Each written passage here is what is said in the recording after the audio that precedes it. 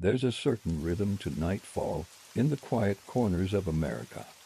The hum of fluorescent lights in a convenience store. The soft shuffle of slippers across a linoleum floor. The quiet clink of dishes being dried and stacked after dinner.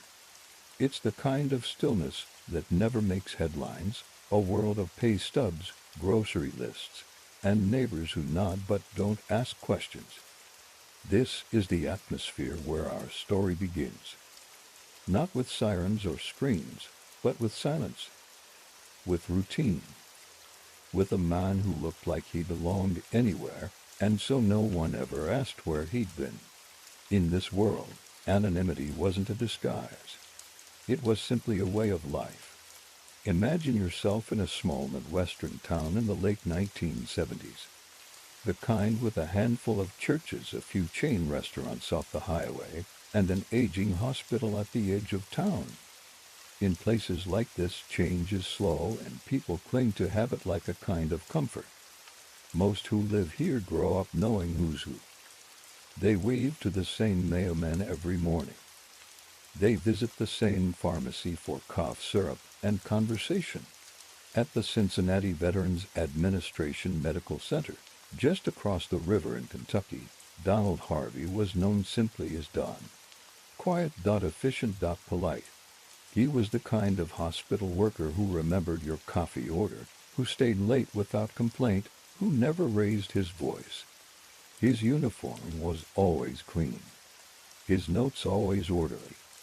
If anything, he blended into the background so well, most people barely noticed he was there. And that was just how he liked it. He didn't draw attention. Didn't boast. He lived alone in a small apartment, where the most noise came from a ticking wall clock and the occasional creak of old plumbing. He read newspapers, watched the news, smiled politely when neighbors passed him in the hall. And when he walked to work, his steps were measured, neither hurried nor slowed, just steady, like everything else about him. Donald Harvey worked primarily as an orderly and later as a morgue attendant. His duties were basic: transporting patients, delivering food trays, assisting with routine tasks. He wasn't a doctor or even a registered nurse, but he knew the halls of that hospital intimately. He moved through it like a ghost, present but barely felt. He became part of the machinery that kept the place running, unnoticed but essential. And the patients, they came and went. Some stayed longer. Some never left. It was a hospital, after all. People died there. And when they did, it was Don who often helped clean the room, who removed the linens, who ensured everything looked neat before the next person came in. At first, no one thought to question why some patients seemed to decline so quickly. Why a man admitted with a minor infection passed away the following week. Why an elderly woman stabilized, then suddenly stopped breathing overnight. These were fragile patients, many with complex needs. Death was part of the job. Still, over time, a pattern began to emerge, one subtle enough to overlook, but persistent enough to trouble those who noticed. More than one nurse found themselves filling out another death report and thinking, didn't he just seem fine yesterday? But the charts were signed, the vitals recorded, and the man who'd been in the room last, just Don. Always Don. He called it mercy. In later interviews, when everything came to light, he would describe his acts as kindness. He said he was helping, easing pain, taking away suffering. But mercy is a strange word, and it doesn't explain everything. It doesn't explain the shoelaces, the arsenic, the cyanide. It doesn't explain why so many people died quietly when he was near. What started in a single hospital stretched across years, across jobs, across states. Dozens of deaths, each with a thin line connecting them back to the same man. And yet, for years, No one saw the pattern. Or maybe they didn't want to. He was helpful. He was quiet. He got things done. And in places that are always understaffed, that kind of reliability is gold. But behind the quiet smile, behind the careful routine, something darker had been unfolding. A ritual of control. A fascination with death that began to take shape, patient by patient, room by room. And still, the hospital lights buzzed. The machines hummed. The nights passed with little more than the whisper of a nurse's shoes on tiled dock, and dawn. He kept showing up, on time. As always. It wasn't one hospital. It wasn't even one state. The places where Donald Harvey worked, and where people died, formed a strange constellation across Kentucky and Ohio, dots on a map connected not by chance, but by a man who moved without disruption. He wasn't chased out of jobs. He wasn't reprimanded or flagged. He simply transitioned. One job to the next. One uniform exchange for another. One name on the sign-in sheet where no one lingered to look too closely. After the VA hospital, he worked at Drake Memorial. Then Cincinnati's Daniel Drake Center. Later, private care. Sometimes he was an orderly. Sometimes he handled autopsy work. Sometimes he just helped out. Temporary positions, shifts picked up here and there. Wherever he went, patients passed away. Never loudly, never violently, just quietly slipping away in their sleep, sometimes with family nearby, sometimes utterly alone. It's tempting to imagine he had a type, a method. But Donald Harvey didn't have a signature, not in the way most serial killers do. There was no single weapon, no repeated message or elaborate ritual. Instead, he used whatever was around. Arsenic from termite poison, cyanide from lab supplies, insulin, if he had excess, morphine, air bubbles, plastic bags, shoelaces, even simple suffocation with a pillow. It wasn't art. It wasn't rage. It was opportunity, silent, efficient, undetected. Sometimes, it seemed, he experimented. He once left a bottle of arsenic-laced apple juice at a patient's bedside. Another time, he rigged a catheter to deliver a fatal air embolism. His knowledge wasn't formal, but it was extensive. He read about poisons, studied anatomy, observed autopsies, and above all, he learned how to move without raising alarms, how to vanish in the moment just before something went wrong. But still, for years, no one stopped him. There were whispers, now and then. A nurse reporting a strange smell on a patient's breath. A family member questioning how quickly things turned. A doctor who noticed elevated levels in a post-mortem report, but not high enough to trigger formal inquiry. Files were signed. Causes of death written down in ink. Cardiac arrest, respiratory failure, complications, words that carried finality but no specifics. Harvey was friendly with most staff. He brought donuts. He remembered birthdays. He never argued. If anything, he seemed to calm, the kind of person who never let the chaos of a hospital get to him. Some called it professionalism. Others, later, would call it detachment. The strange part is that Harvey sometimes confessed, but not to authorities. He once told a boyfriend that he had helped a few people pass on. Another time, he reportedly told a neighbor that he knew things about certain deaths at the hospital. But these remarks were brushed off. Dark jokes? Maybe. Strange humor. After all, who would believe that a man who held doors open and offered you coffee might be capable of murder? It wasn't until a particularly unusual death, that of a man named John Powell, that questions finally turned into action. Powell had been hospitalized for a motorcycle injury. He was recovering well. Then suddenly, he was dead. His autopsy, ordered after suspicious inconsistencies, revealed cyanide in his system.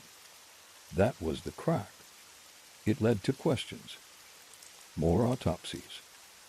Interviews. Harvey, when confronted, seemed oddly at ease. He didn't fight, didn't protest. Instead, he admitted to it. Not just Powell, dozens. He couldn't even remember all the names. In interviews later, he claimed responsibility for at least 70 deaths. Some think the number is much higher. The revelations stunned the community. People who had once worked beside him now combed through their memories, trying to match faces to names, looking back at every death certificate they'd ever signed. Families who had mourned quietly began asking whether their loved one had really died of natural causes, or something far more sinister. In court, he sat calmly, gave statements, signed deals. He would later be sentenced to multiple life terms. But the sense of shock never fully faded. How had so many deaths gone unnoticed? How had one man with no special credentials and no history of violence taken so many lives in plain sight? The truth is, Harvey understood something many people don't want to admit. Hospitals are places where death is expected. A missed breath, a sudden flatline, these things happen. No one wants to think too hard about them. And in that quiet blind spot, he made himself at home. He called himself an angel of mercy. But it wasn't mercy. Not always. And the longer you look at his actions, the more it seems that what he really sought wasn't kindness, it was control. The power to decide. The ability to end a life without anyone knowing. The rush of being the only one who understood the truth. And all the while, the hallway stayed quiet. The charting continued. The lights flickered overhead. And somewhere in the background, Donald Harvey walked past another patient's door unnoticed, unremarkable, and deadly. The deeper they looked, the more doors opened. Files that had gathered dust were now pulled out and stacked in tall, uneven piles. Hospitals began reviewing death logs, autopsy reports, nurse statements, anything that could shed light on what had gone unnoticed for years. It was slow work, not the kind of dramatic, flashing lights investigation people see on television. This was a quiet kind of horror, unfolding in manila folders and black and white photocopies. There were no bloodstains, no car chases, no frantic manhunts. Just names, dates. Patterns that had gone undetected. Some deaths had been questioned at the time, but never thoroughly. One patient had coded unexpectedly after showing signs of improvement. Another had complained of a burning sensation in their throat just before going into cardiac arrest. In one particularly tragic case, a child recovering from a routine surgery died hours after Harvey's shift. The explanations had always seemed plausible, especially in environments where illness and fragility were common. But now each one was being re-examined. Detectives started mapping out Harvey's work history from Marymount Hospital in London, Kentucky, where his career began, to the VA hospital in Cincinnati, to Drake Memorial, and finally to private homes and hospice care. And everywhere he had been, there were deaths. Not just many deaths, but statistically anomalous ones. Deaths that spiked during his shifts. Patients who declined rapidly without medical explanation. Time and time again, the numbers tilted in one direction, toward Donald Harvey. His apartment, once a quiet and nondescript space, became evidence. Inside, police found books on poisons, notes scribbled in the margins, bottles with faded labels, and chemical names that most people wouldn't recognize. There were syringes, tubes of medications, a strange collection of substances in his bathroom cabinet, some prescription, some not. He'd kept it all organized, almost ritualistically, as though maintaining control over the chaos he quietly created elsewhere. He spoke calmly during interviews. He didn't cry. He didn't ask for a lawyer right away. He simply told his story, or at least a version of it. He said he killed to ease suffering, that he couldn't stand to see people in pain, that he was tired of watching people linger in misery, and maybe some of that was true. But investigators soon noticed contradictions. Some patients hadn't been in pain. Some were improving. Some were merely elderly, not dying. His explanations seemed less like confessions and more like justifications, as if he were trying to convince himself that what he had done had meaning. There were questions about motive. Was it mercy? Was it revenge? Was it boredom, or perhaps something darker, a need to feel and control, to play a quiet god in a place where people rarely questioned what was written on a chart? Experts weighed in. Psychologists suggested Harvey had developed a complex relationship with power, that his early life, marked by secrecy, isolation, and abuse, may have left him craving dominance in an environment where life and death were always close. And then there were his writings, strange, fragmented journal entries that offered glimpses into his mind. He wrote about being overwhelmed, about hearing voices, about needing silence. In one entry, he claimed he couldn't stop once he started. In another, he said, "They wanted to go, and I let them." They weren't exactly admissions, more like fragments of an internal monologue that never found a listener. The media seized the story, not with the frenzy you might expect, but with a slow-building curiosity. The public struggled to comprehend how someone like Harvey, soft-spoken, neat, polite, could be responsible for dozens of deaths. There were no chase scenes, no confrontations caught on camera. Just quiet horror. And that, perhaps, made it more unsettling. Hospitals, meanwhile, scrambled to respond. Policies were reviewed. Training procedures were written. Families were notified. Lawsuits began. Some institutions issued public statements expressing shock. Others remained silent, unsure how to acknowledge the sheer scale of what had gone unnoticed under their own roofs. Harvey ultimately pleaded guilty to 37 murders, though he claimed responsibility for as many as 87.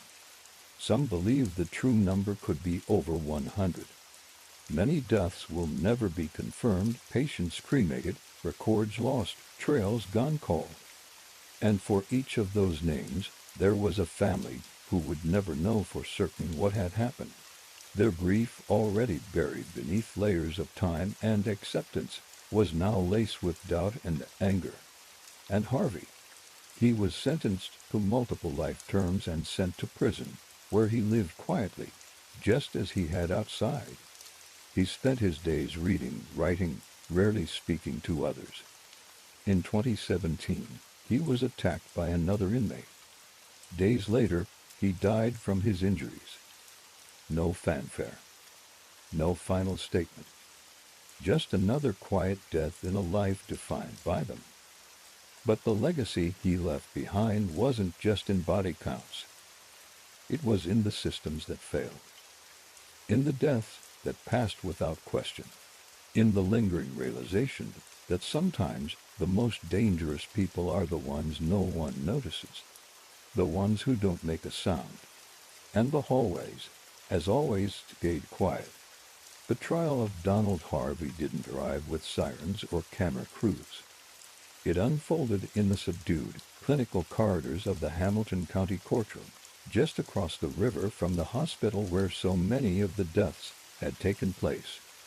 There was no dramatic outburst, no drawn-out jury deliberation, because Harvey pled guilty, quietly, deliberately, to avoid the death penalty. The charges were staggering in their volume, initially 13 murders, then later expanded to over 30 confirmed, with Harvey himself claiming the real number was closer to 87. Some investigators believed it might have been over 100, but no one would ever know for sure. Most of the evidence had long been buried, both metaphorically and literally, and Harvey had chosen his victims well. Many were elderly, many were already ill, and many had been cremated without autopsy. He was sentenced to multiple life terms, a long, silent punishment to match his long, silent crimes. But what followed was perhaps even more haunting than the murders themselves, the institutional response, or rather, the lack of one. The hospitals where Harvey had worked released carefully worded statements. There were apologies, yes, and promises of internal reviews. But no sweeping changes came overnight. No grand reckoning. The medical world, so often shielded by its own bureaucracy, simply absorbed the horror into its structure and moved on. As for the families, many had no idea that their loved one had been a victim. The death certificates had said natural causes. It wasn't until years later, through press coverage or investigations, that some began to question what really happened in those final hours. That quiet room, that calm nurse, that last injection. For Harvey, prison was uneventful. He kept to himself, read books, and avoided media attention. It wasn't until 2017 that he died, not from illness or old age, but from a beating at the hands of another inmate. A final act of violence in a life saturated by it. And perhaps, in some small way, a reflection of the rage his crimes continued to inspire. He was found in his cell, bloodied and silent. A man who had once killed in silence now met death in the same way. But long after his death, the legacy of Donald Harvey lingers in the margins, not on front pages, but in training manuals, in quiet conversations between nurses, in moments of doubt when a patient's death seems just a little too sudden, a little too unexplained. His story became a reminder that evil does not always scream. Sometimes it whispers. Sometimes it wears a badge. And sometimes it goes unnoticed, not because it's hidden, but because no one wants to look closely enough. And that's the troubling truth. For every Donald Harvey, there may be others, in other hospitals, in other wards, moving from room to room in the quiet hours of the night, not out of mercy, not out of rage, but out of something else entirely. Something colder, something clinical, something methodical. But not all killers hide behind stethoscopes. Some, you see, hide in plain sight, in tiny apartments, in rundown neighborhoods, behind carefully curated routines and hobbies. And some leave behind the strangest traces, not blood, not fingerprints, but obsessions, trophies, rituals. One such killer lived alone. Collected shoes, lined them up perfectly beneath his bed, and kept a box in his closet he never opened in front of guests. When police finally did, the story they uncovered was as bizarre as it was terrifying. Let's go there now, to a different kind of compulsion, and a man who left a trail not of victims, but of laces, of polished leather, of unanswered questions tied neatly, tightly, in loops that never quite came undone. You wouldn't have looked twice at the house. It sat on a quiet street in Salem, Oregon, shaded by low-hanging trees and flanked by the kind of bushes that are never quite trimmed but never completely wild. The siding was aging but clean, the grass mowed but never manicured. It was the sort of place you might pass on your evening walk without a second thought. Just another house in a row of similar ones, occupied by someone who kept to themselves. And inside that house lived Jerry Brudos. He worked nights, wore thick glasses, kept to himself, mostly. If you asked his neighbors, They'd say he was polite but distant, always seemed to be tinkering in the garage. His wife did most of the errands. The kids played quietly in the yard. From the outside, it was a perfectly normal family. Nothing strange, nothing loud. But there's a kind of silence that doesn't feel like peace, a silence that feels padded, too thick, like it's trying to cover something up. And behind Jerry Bruto's closed garage door, something was being covered up. Quite literally. He had a fascination with shoes. Women's shoes. Patent leather, stiletto pumps. The more elegant, the better. It began in childhood, a pair of heels in the trash, a forbidden thrill, and it never left him. When he got older, he began collecting. First, from thrift stores. Then, from strangers. At night, he would prowl neighborhoods, looking for shoes left unattended on porches. Sometimes he stole lingerie from clotheslines. Sometimes he asked women to model for him, under the pretense of photography. But eventually, that wasn't enough. The objects weren't enough. The photos weren't enough. The fantasy had outgrown the collection. In 1968, a young woman named Linda Slauson knocked on his door. She was selling encyclopedias.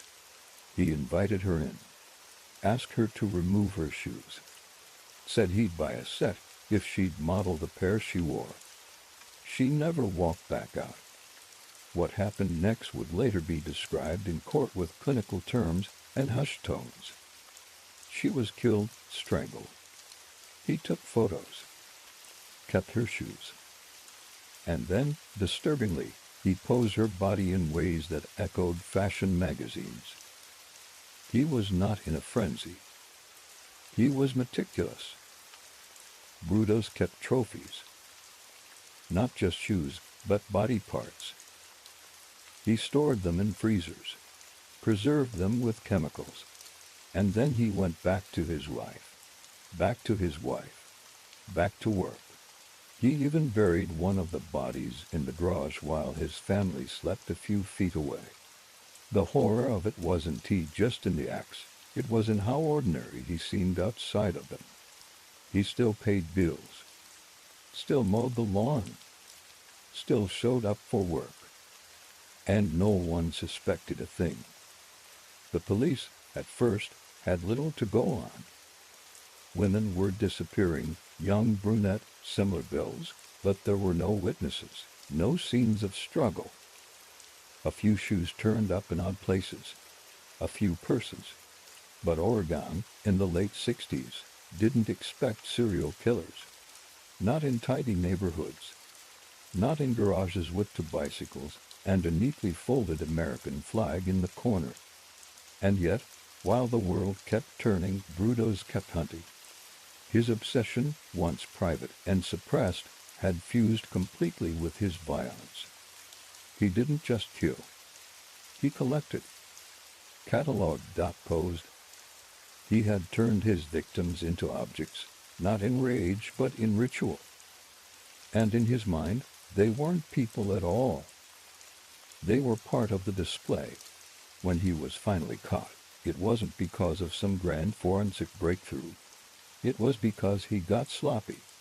A teenage girl escaped his grasp. A witness gave a partial description. Police traced calls. And when they finally entered his home, what they found was equal parts museum and tomb. Shoes, photographs, frozen remains. Even his confession was cold, detached. He described the murders like someone describing a repair job, methodically, without emotion. No remorse. Just recall. No possibility of parole. And when asked why he did it, why the shoes, why the posing, he simply said, "They were mine," as if that explained it all. As if ownership, in his mind, justified everything. But what stayed with the investigators? What stayed with the reporters and court clerks and the few neighbors who followed the trial. Wasn't he just the number of victims or the details of the crimes? It was the setting, the familiarity, the sheer normalcy of it all. Because monsters in the closet are easy to imagine. But monsters in garages, in living rooms, in tidy kitchens where children eat breakfast while horror is hidden behind plywood walls. That stays with you. In the daylight hours, Jerry Brudos returned to his ordinary routines. He worked as an electrician at one point, though his employment was spotty.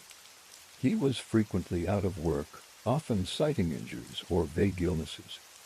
His neighbors would see him puttering in the driveway, fixing radios or changing spark plugs.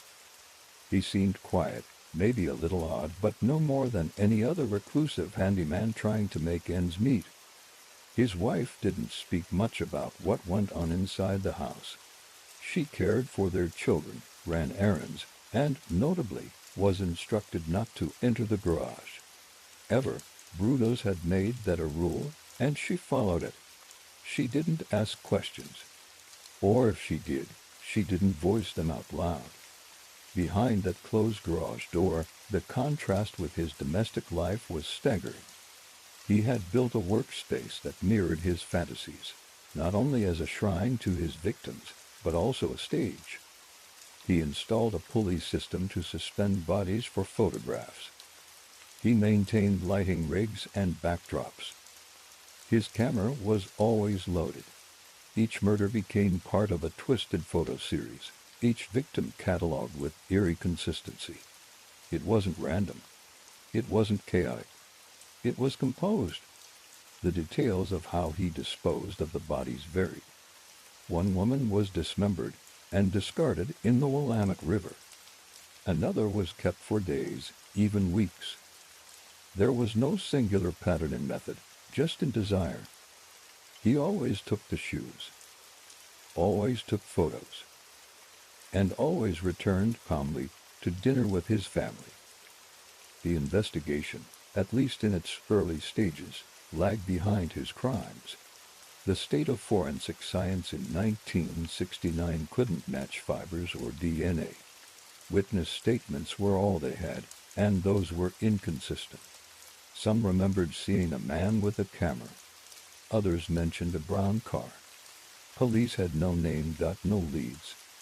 The missing women had little to link them, except their physical resemblance and the absence of struggle. That and their shoes. In a few cases, shoes were missing from crime scenes. But it wasn't enough to form a theory. At least, not then. Then came Jan Susan Whitney. She was hitchhiking to her parents' home when she vanished. Her car was found days later, parked at an odd angle along the highway. The keys still in the ignition. Her purse on the seat. There were no signs of violence. Just silence. For weeks, nothing came of the search.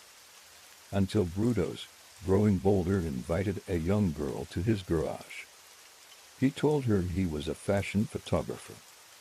He promised money. She came, reluctantly, and managed to escape when she realized something was off.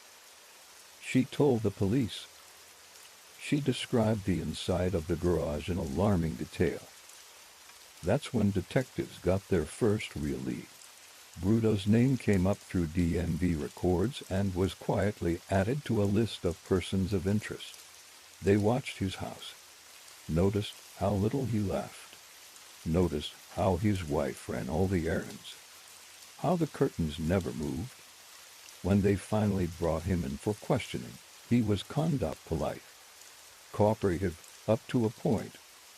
But there was a dissonance in the way he spoke, a flatness, like he was describing someone else's life, like the crimes belonged to a character he had built, someone who wore different shoes than he did in public. Eventually, the evidence caught up. Police obtained a warrant. They searched the garage. What they found were items that couldn't be explained away. Photos, trophies, clothing. Shoes, rows and rows of women's shoes, all carefully labeled, cleaned, and arranged. His wife, questioned separately, admitted she had never seen inside the garage. She had followed the rules. She hadn't wanted to know. When confronted with the evidence, Brudos didn't collapse. He didn't cry. He simply admitted it. Slowly, plainly, like someone reading off a grocery list. He described each killing in sequence, explaining where he had dumped the bodies, what he had kept, what he had worn during each attack. His words lacked remorse, but they carried a kind of pride, as if the organization of it all, the precision, mattered more to him than the lives lost. He was charged with the murders of 4 women, though many believed there may have been more. He entered a plea of insanity, which was rejected. The court found him guilty, and he was sentenced to life in prison, where he died decades later from cancer. His cell, according to some accounts, was lined with magazines featuring shoes, still feeding the same obsession that had once turned him into a predator. What made Jerry Brudos so chilling wasn't only the violence. It was the neatness of it, the control, the way he carved a space for himself between normal life and deviance, never fully letting one bleed into the other until it was too late, until they merged. And the man in the garage was no longer hiding. He had simply become real. Long before the first known murder, there were signs. Jerry Brudos didn't erupt into violence out of nowhere. His path was more of a gradual slide, like a door slowly closing without a sound. He was born in South Dakota in 1939, the younger of 2 boys. His mother, reportedly, had wanted a daughter. According to some psychological reports, she never quite forgave Jerry for being born a boy.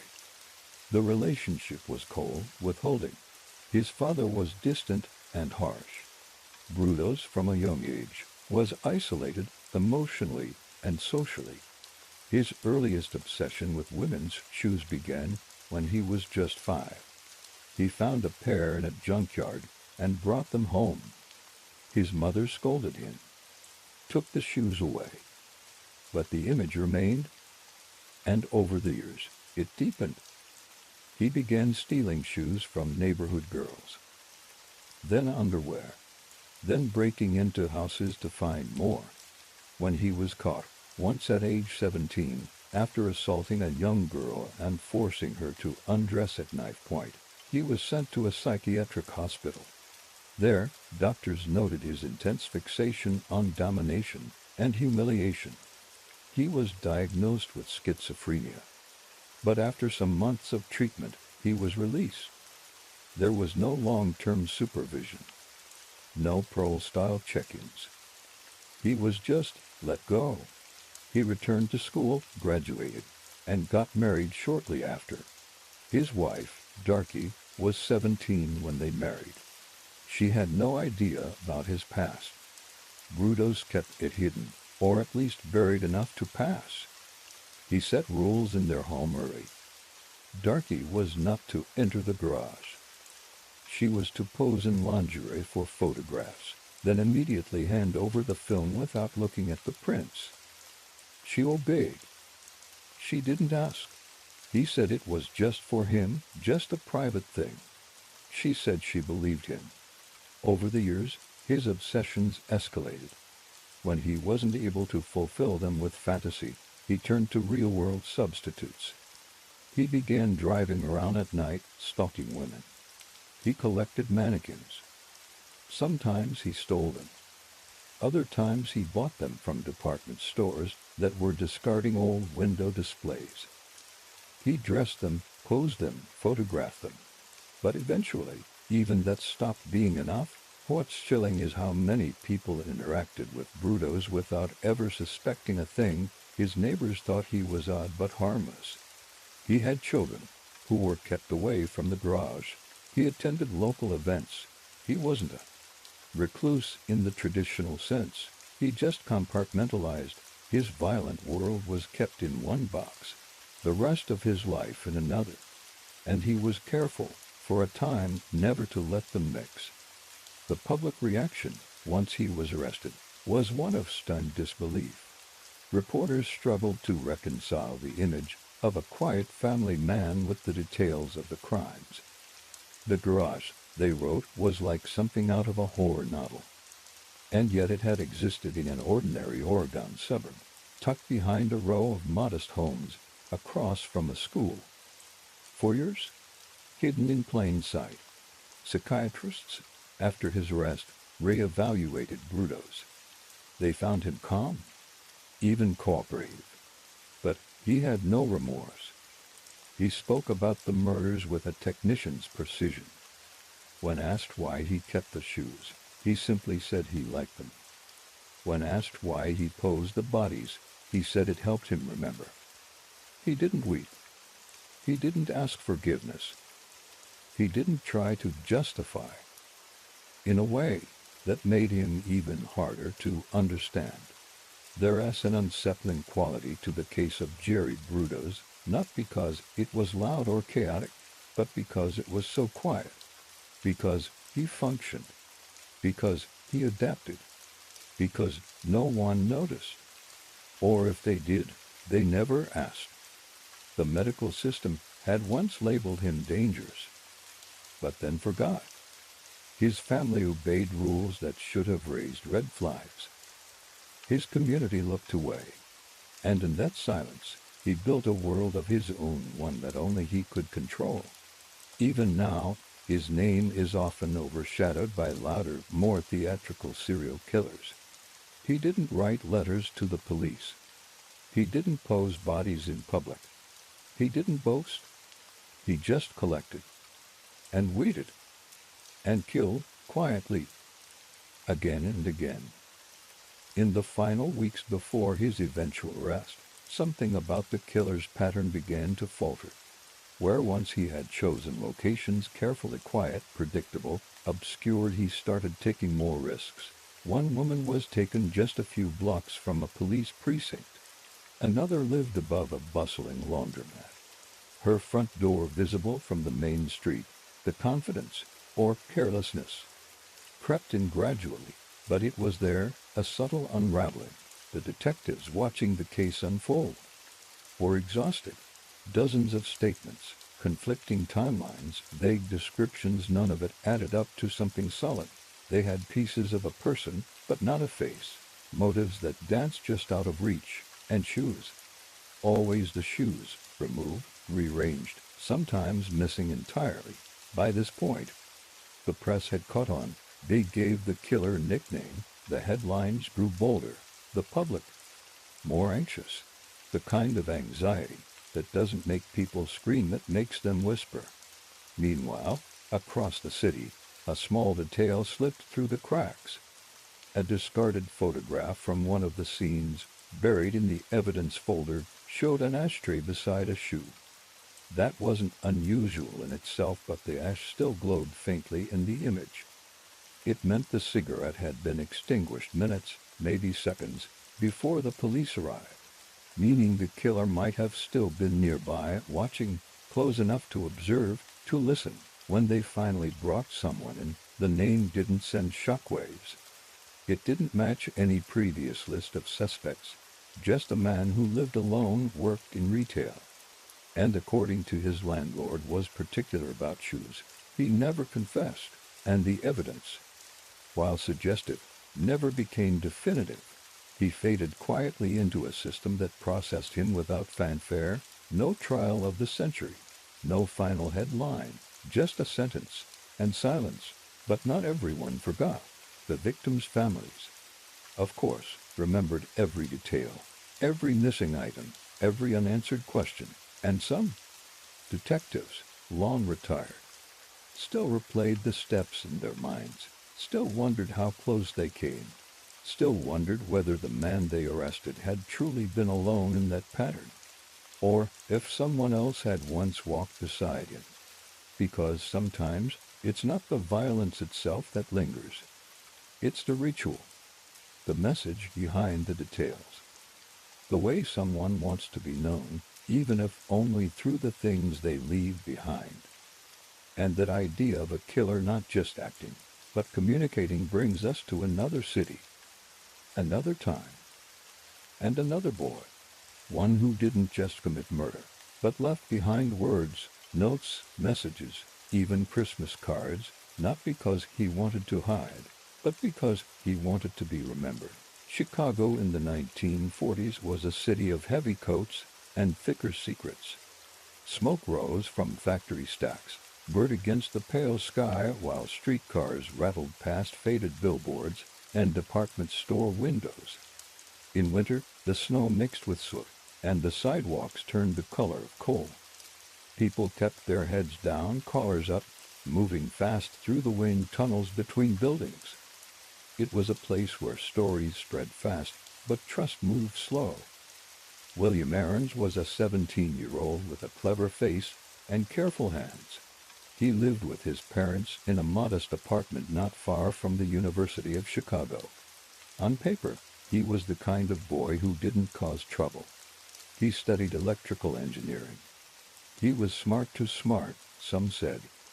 But he had something behind the eyes that made people uneasy, even if they couldn't name it. A sharpness, a shadow. Something unspoken. At night, William walked.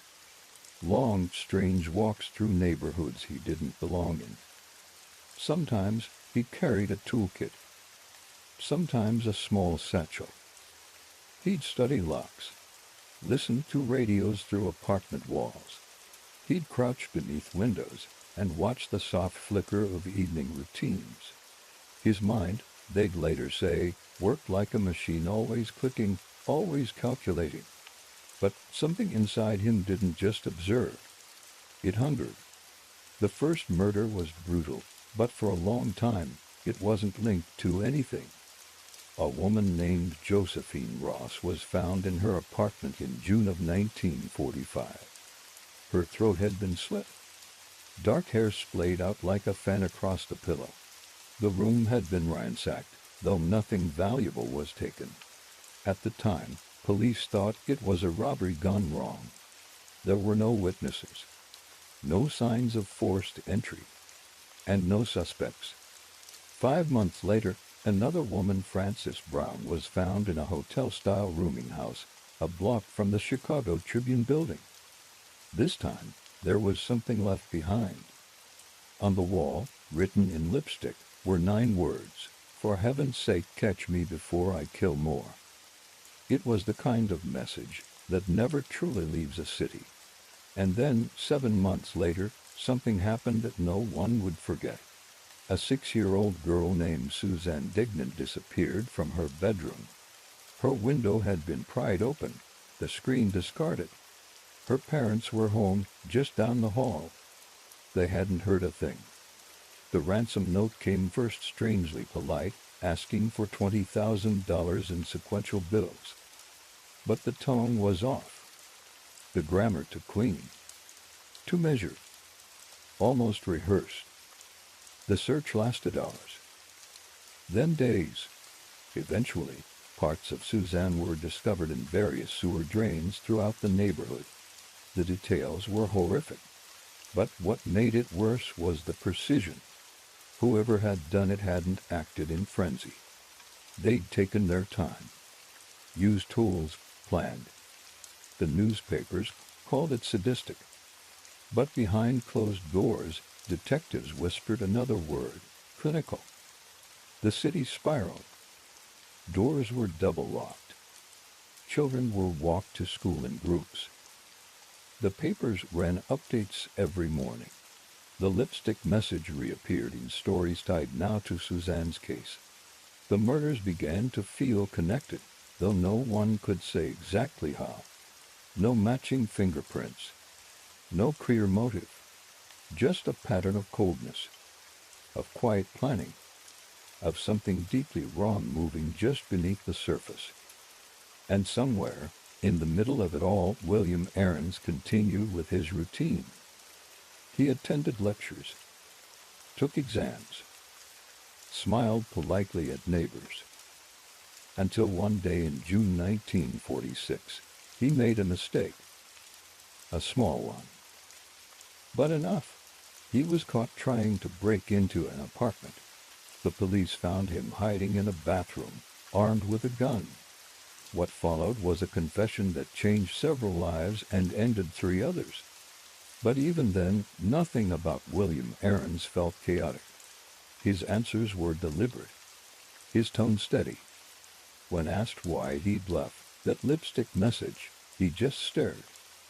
And later, when asked about the letters, the Christmas cards sent to victims' families, and signed but unmistakably personal, he said they were a gesture, something to be remembered by, something to leave behind.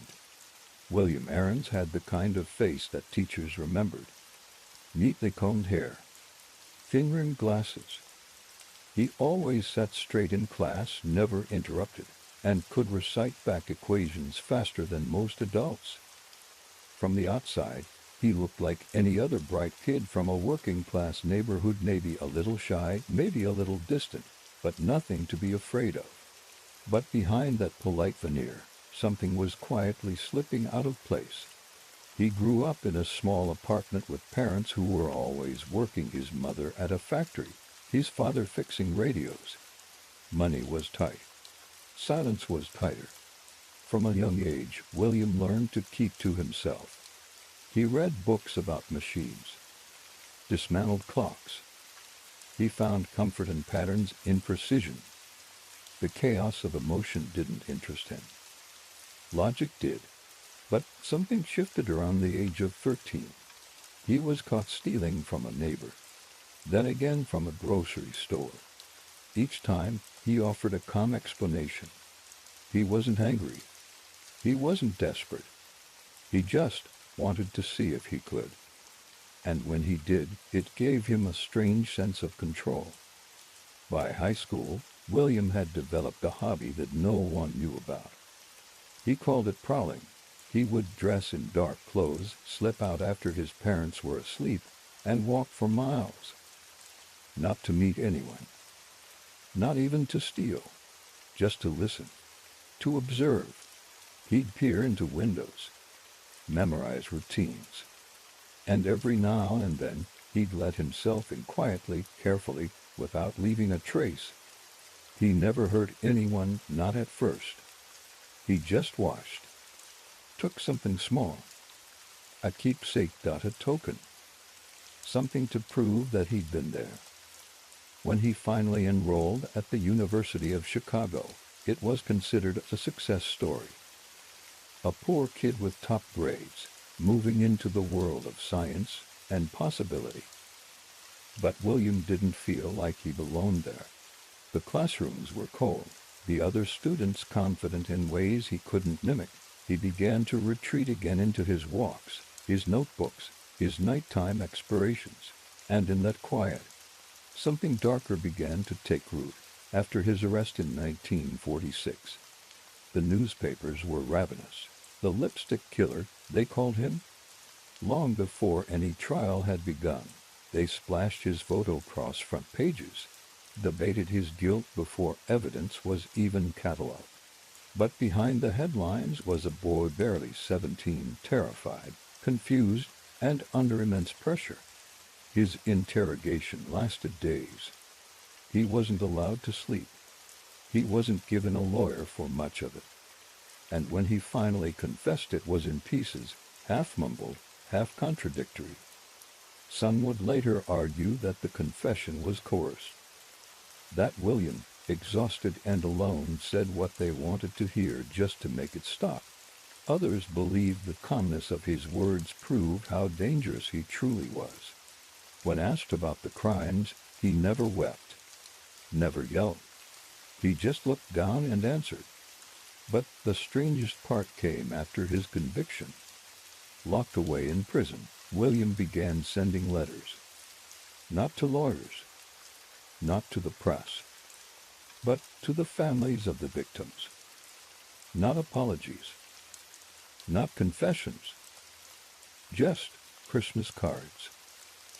Handwritten, neatly addressed, sent each December without fail. Some saw them as taunts.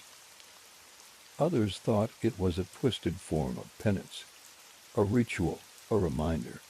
In one, he wrote simply, "May peace find you this year," no name, no return address, just the careful loops of a boy who once studied handwriting in the margins of science books. Even behind bars, William maintained his innocence in the murder of Suzanne Degnan. He claimed he had confessed only out of fear, that the police had threatened him, that he never touched the girl. For decades, he petitioned for a new trial. But the evidence, such as it was, had long been sealed in public memory. And those lipstick words, still burned into Chicago's collective imagination, never let the case rest. The words on the wall were simple, red, slanted, childlike in a way that made them more unsettling. "For heaven's sake, catch me before I kill more. I cannot control myself." They were scrawled in lipstick on the plaster above the bed of one of the victims, Frances Brown. A newspaper was jammed beneath her arm. A knife, wiped clean, left at the scene. And on the bathroom mirror, another message, and steady, almost pleading. When police found it, they didn't just see a murder. They saw a symbol of madness, of escalation, of a killer growing bolder.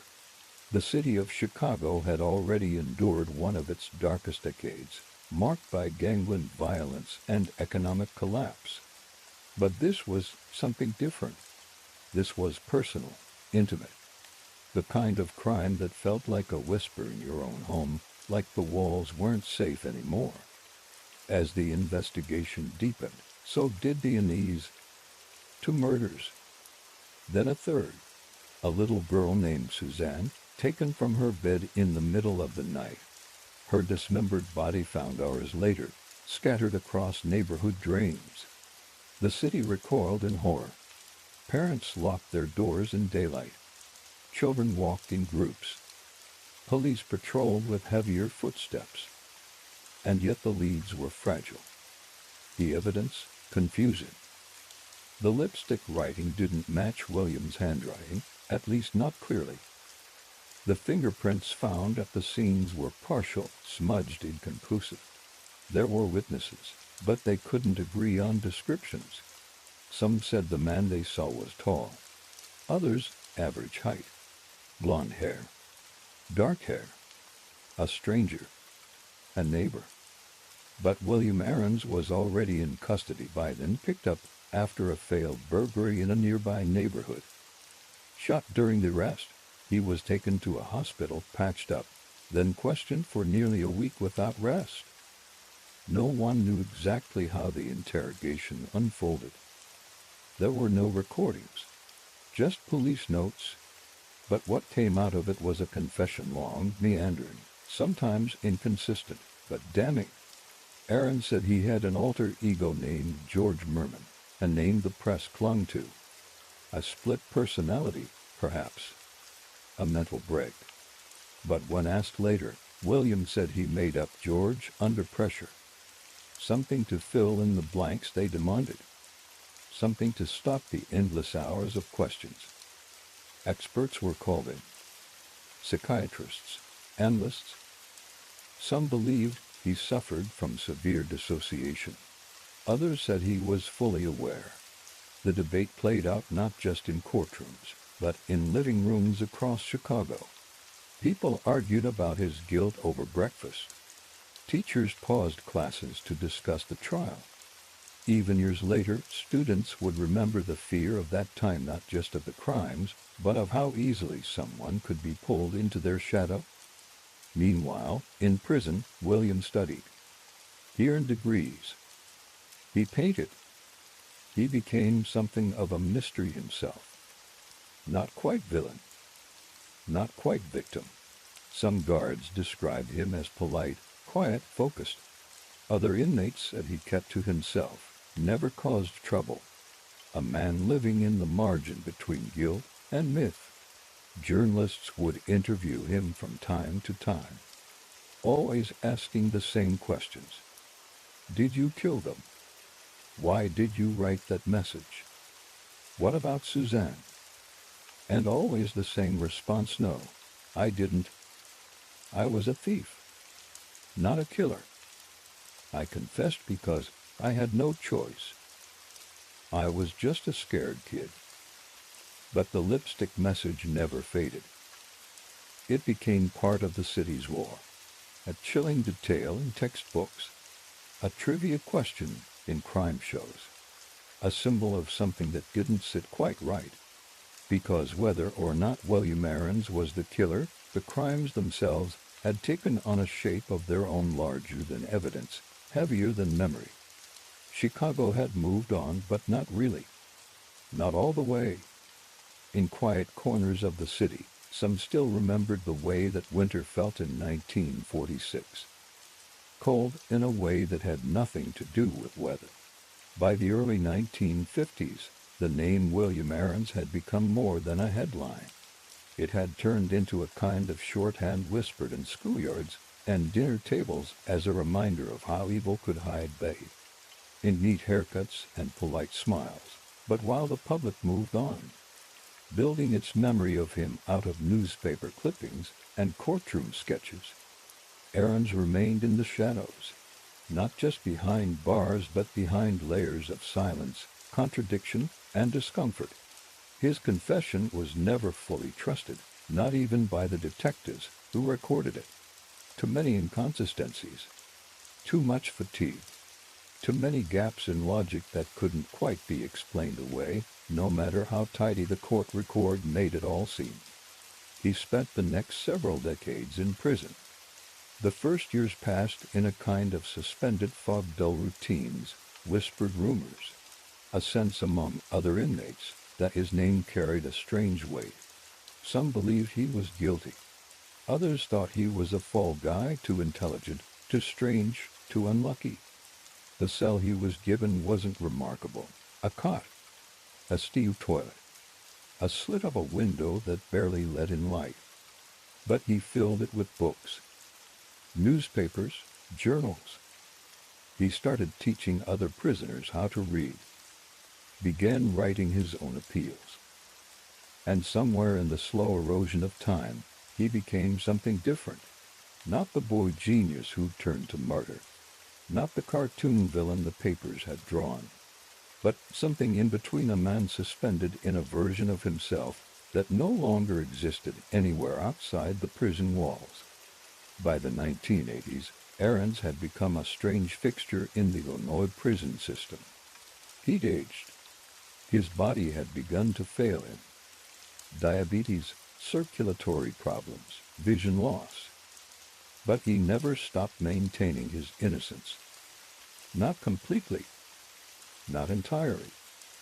He would write letters carefully, thoughtfully, with long passages of introspection explaining that he had confessed only under pressure, only after days of exhaustion and isolation, that he didn't remember writing the lipstick message, that he'd never even been in the Degnan apartment.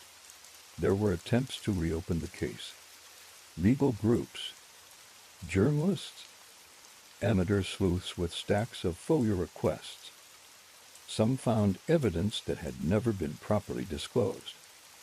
Others pointed out that the police had lied about the polygraph results, or withheld documents, or simply leaned too hard on a teenager without counsel. But the courts didn't budge. And by the time he died in 2012, at the age of 83, Heirens had served more than 65 years behind bars. A record, a relic, a riddle that never quite closed. Even now, long after the lipstick faded and the newspapers yellowed, his story lingers. Not because it's clear, but because it isn't. Because it represents the kind of case where guilt and doubt, fear and fact, all rub shoulders too closely to be comfortable. Where justice might have been done or might have been steamrolled in the name of closure.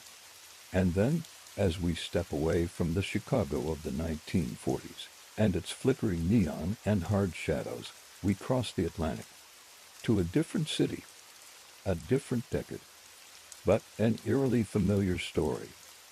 A man with a secret, a man who kept things hidden in plain sight, not behind lipstick messages, but behind locked wardrobes and sealed floorboards. A man whose crimes weren't just whispered, they were recorded. In the quiet rain of North London, in a flat that smelled faintly of damp wood and cooking grease, the neighbors had long grown used to the man upstairs. He was quiet, polite, wore a tie even when he didn't have to, kept mostly to himself. His name was Dennis Nilsen, and for years he had been filming a version of life no one else could see. A record of horror, catalogued in silence. But we'll get there. Let's begin with what it felt like to be there on a gray morning, in a street lined with brick facadas and sleepy footsteps. Before the headlines. Before the horror. When no one had any reason to knock on his door. Imagine a narrow street in North London. Rows of aging terrace houses sit shoulder to shoulder, their red brick facades dusted with soot and memories. It's a cold, gray morning, February of 1983, and the air smells faintly of damp stone and yesterday's rain. Somewhere nearby, a kettle whistles softly. A milk truck rumbles down the road. It's the kind of street you pass without thinking, and remarkable in every way. But one address, 23 Cranley Gardens, holds a story so grim, so quietly grotesque, that it would soon stain the memory of the whole neighborhood. The man who lived in the top floor flat was named Dennis Nilsen. He wasn't particularly noticeable. 40-something, pale, thin lips and quiet eyes. Worked for the civil service. Walked a dog Bleep, a border collie with matted fur and a tired gait. He had lived in a different flat before, in Melrose Avenue, but neighbors there had complained of smells, plumbing issues, strange behavior. He moved to Muswell Hill for a fresh start, or maybe just a place where no one asked questions. The flat was cramped. Just a few rooms. Cold in the winter. Damp in the corners. But Nilsen liked it. It gave him privacy, distance. No one in the building knew him well. A wave here and there. A polite nod in the hallway. He was soft-spoken, wore slacks and sweaters, and didn't cause trouble. If you passed him on the stairs, you wouldn't look twice. But beneath that normalcy, beneath the cracked plaster and humming radiator, something else was happening. Something few people could have imagined, let alone believed. It started with the drains. The complaint came from the downstairs tenants' water backing up, strange smells in the pipes. A maintenance worker was called to investigate. He found fat and bones clogging the plumbing. At first, he assumed it was animal waste. But something about it didn't seem right. It was too thick, too soft. He mentioned it to his supervisor, who returned the next day for a closer look. That's when the police were called. Nilsen was polite when they knocked. Unbothered. Almost detached. He invited them in with a calm voice and a vacant smile. The officers expected a misunderstanding, maybe a blocked pipe, a garbage issue. But the moment they stepped inside, the air shifted. The flat was cold, stale, and heavy with something they couldn't name. On the stove, a large pot sat quietly covered. The officer lifted the lid. Inside, ahead, the rest of the flat told the same story. Plastic bags, drawers with bones, a wardrobe that smelled of death. But what was perhaps most chilling was the lack of chaos. The place wasn't in disarray. It was tidy, lived in, normal, almost. Except for the remains. Nilsen didn't resist. He didn't shout or run. He simply said, "It's a long story. You'll want to take me in," and so they did. At the station, he began to talk, slowly, methodically, not with the energy of someone relieved, but with the detachment of someone recounting a tedious job. He spoke of bodies, of nights filled with company, then silence. He described how he would bring men home, some homeless, some lonely, some simply looking for a warm place to stay, and how they would never leave. Sometimes it was sudden, sometimes not. But always, he said, it was about not being alone. He didn't scream. He didn't cry. He described the acts in clinical detail, as though he were discussing paperwork or a particularly stubborn repair job. And the police, still trying to catch up, began to realize they weren't just dealing with a murder, or even a double murder. They were dealing with a pattern, with a history, with a man who had made his home into something far darker than anyone had suspected. And it was only the beginning. Dennis Nilsen's life was split in two. By day, he worked at a government job in a benefits office, filing forms and helping claimants. He was cordial, methodical, sometimes aloof, but always punctual. His colleagues described him as dry, reserved, even helpful. He made tea during breaks, talked about his dog, laughed at the odd joke, though never for long. No one knew what he went home to, or who, and yet he went home to death. His flat was quiet, clean, but never cozy. He had routines. He fed bleep. He read the newspaper. Sometimes he cooked. Other times he simply sat in silence, listening to music or the steady tick of the clock. But there were nights, more and more of them, when he invited strangers home. Men who needed a place to sleep. Young drifters. Sometimes sex workers. Sometimes just boys who looked lost. He met them at pubs, at bus stops, outside shelters. He offered food, warmth, company, a place to rest. And they followed him. Some drank with him. Some smoked. Some told their stories, or didn't. Some passed out. Others laughed. But nearly all of them stayed for one night too many. Nilsen would later say he didn't always plan it, that sometimes it was spontaneous, that he would look at the person across from him and feel something shift, an overwhelming need not to be left again. It was never rage, he insisted. It was fear, a panic that bloomed quietly beneath the surface. They would leave. They always left, unless he stopped them. And so he did. The methods varied: strangulation with ties, cords, or his bare hands. Often, he'd sit beside the body for hours afterward, sometimes even days. He would talk to it, wash it, dress it. In his mind, the person hadn't really gone. Not yet. There was still presence in the room, still company. But then, of course, came the problem of what to do next.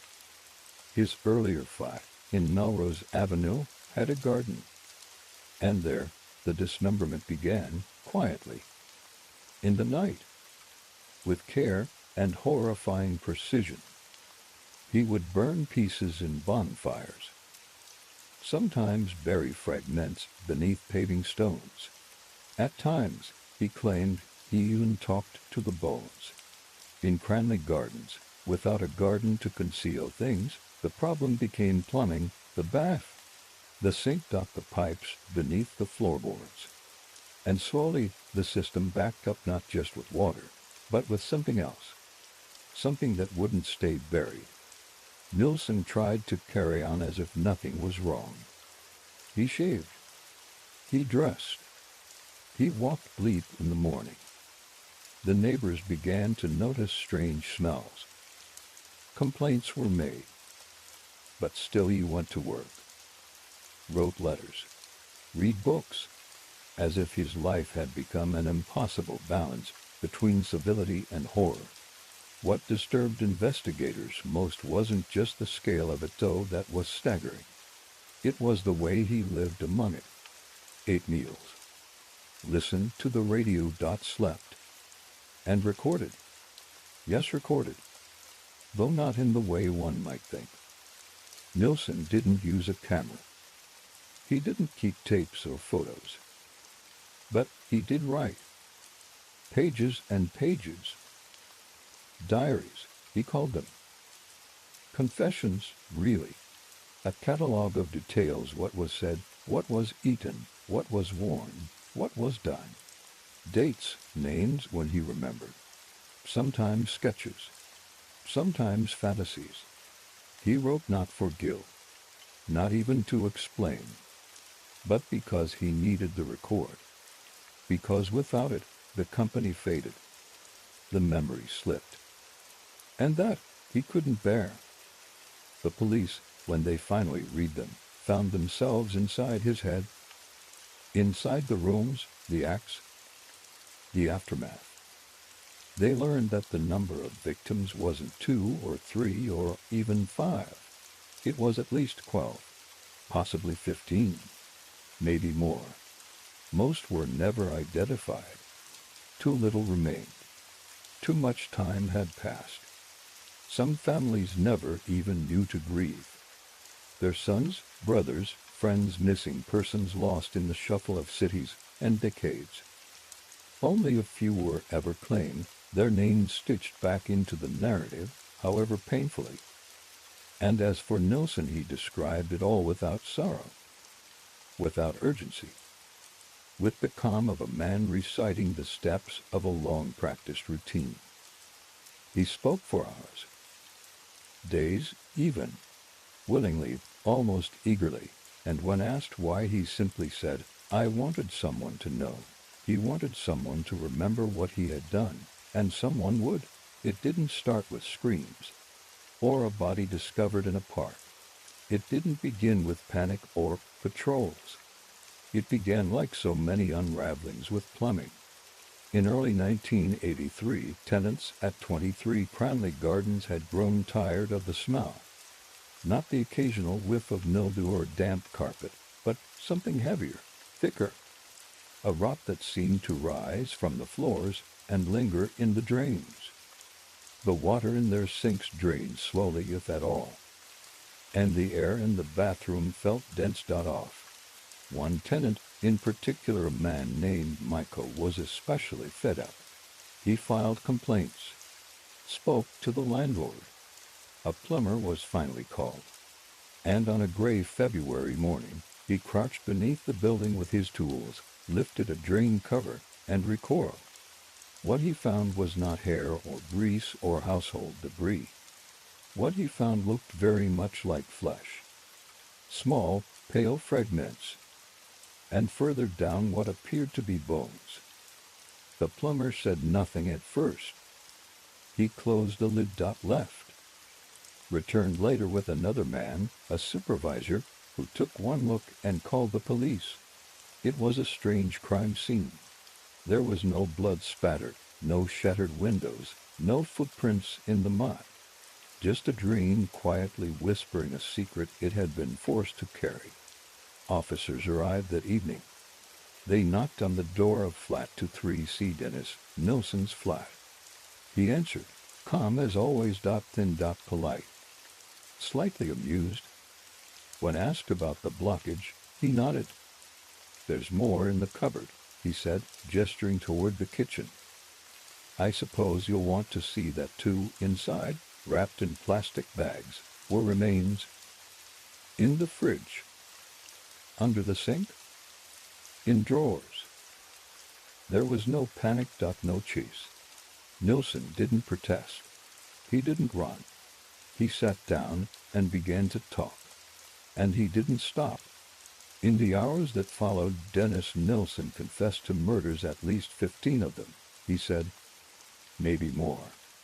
He couldn't remember all the names. Couldn't recall all the faces. But he remembered the acts. The way it felt. The silence after. The rituals that followed.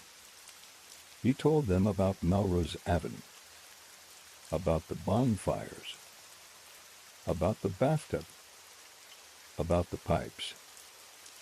He led them through his mind the way one might lead a visitor through an attic dusty, full of boxes, but still perfectly ordered. Detectives were stunned, not just by the volume of the crimes, but by the detachment. Nilsen spoke like a narrator, not a killer, as though he were merely recounting a strange and unfortunate dream. The press called him the British Jeffrey Dahmer, though the two had never met, and their stories unfolded continents apart. But the parallels were undeniable: loneliness, obsession, the need to possess rather than love, and the way their homes became mausoleums, places of horror hiding behind curtains and wallpaper. The forensic team worked for days cataloging the remains. Bones were laid out, measured, tested. Experts tried to reconstruct timelines, victim lists, but much was lost, destroyed, flushed away. Only a handful of names could ever be confirmed. Some families found closure. Others only found more questions. Their loved ones had vanished years earlier, runaways, misfits, strangers in the city. No one expected they had ended up here, in this nondescript building, in a flat with a man who offered tea and conversation. And for the public, the horror came not just from the murders, but from the invisibility. How could someone do all this without being noticed? For years? The answer, in part, lay in the victims. Many were homeless, estranged from families, struggling with addiction or poverty or identity. Nilsen himself often referred to them as wasted lives, though he said it without cruelty. Just observation. They were easy to forget, and easier to erase. But his need to remember his diaries, his long monologues, became their only chance at being known. During interviews, Nilsen once said he wished he'd been caught sooner, that the compulsion had grown too strong, that he no longer recognized himself.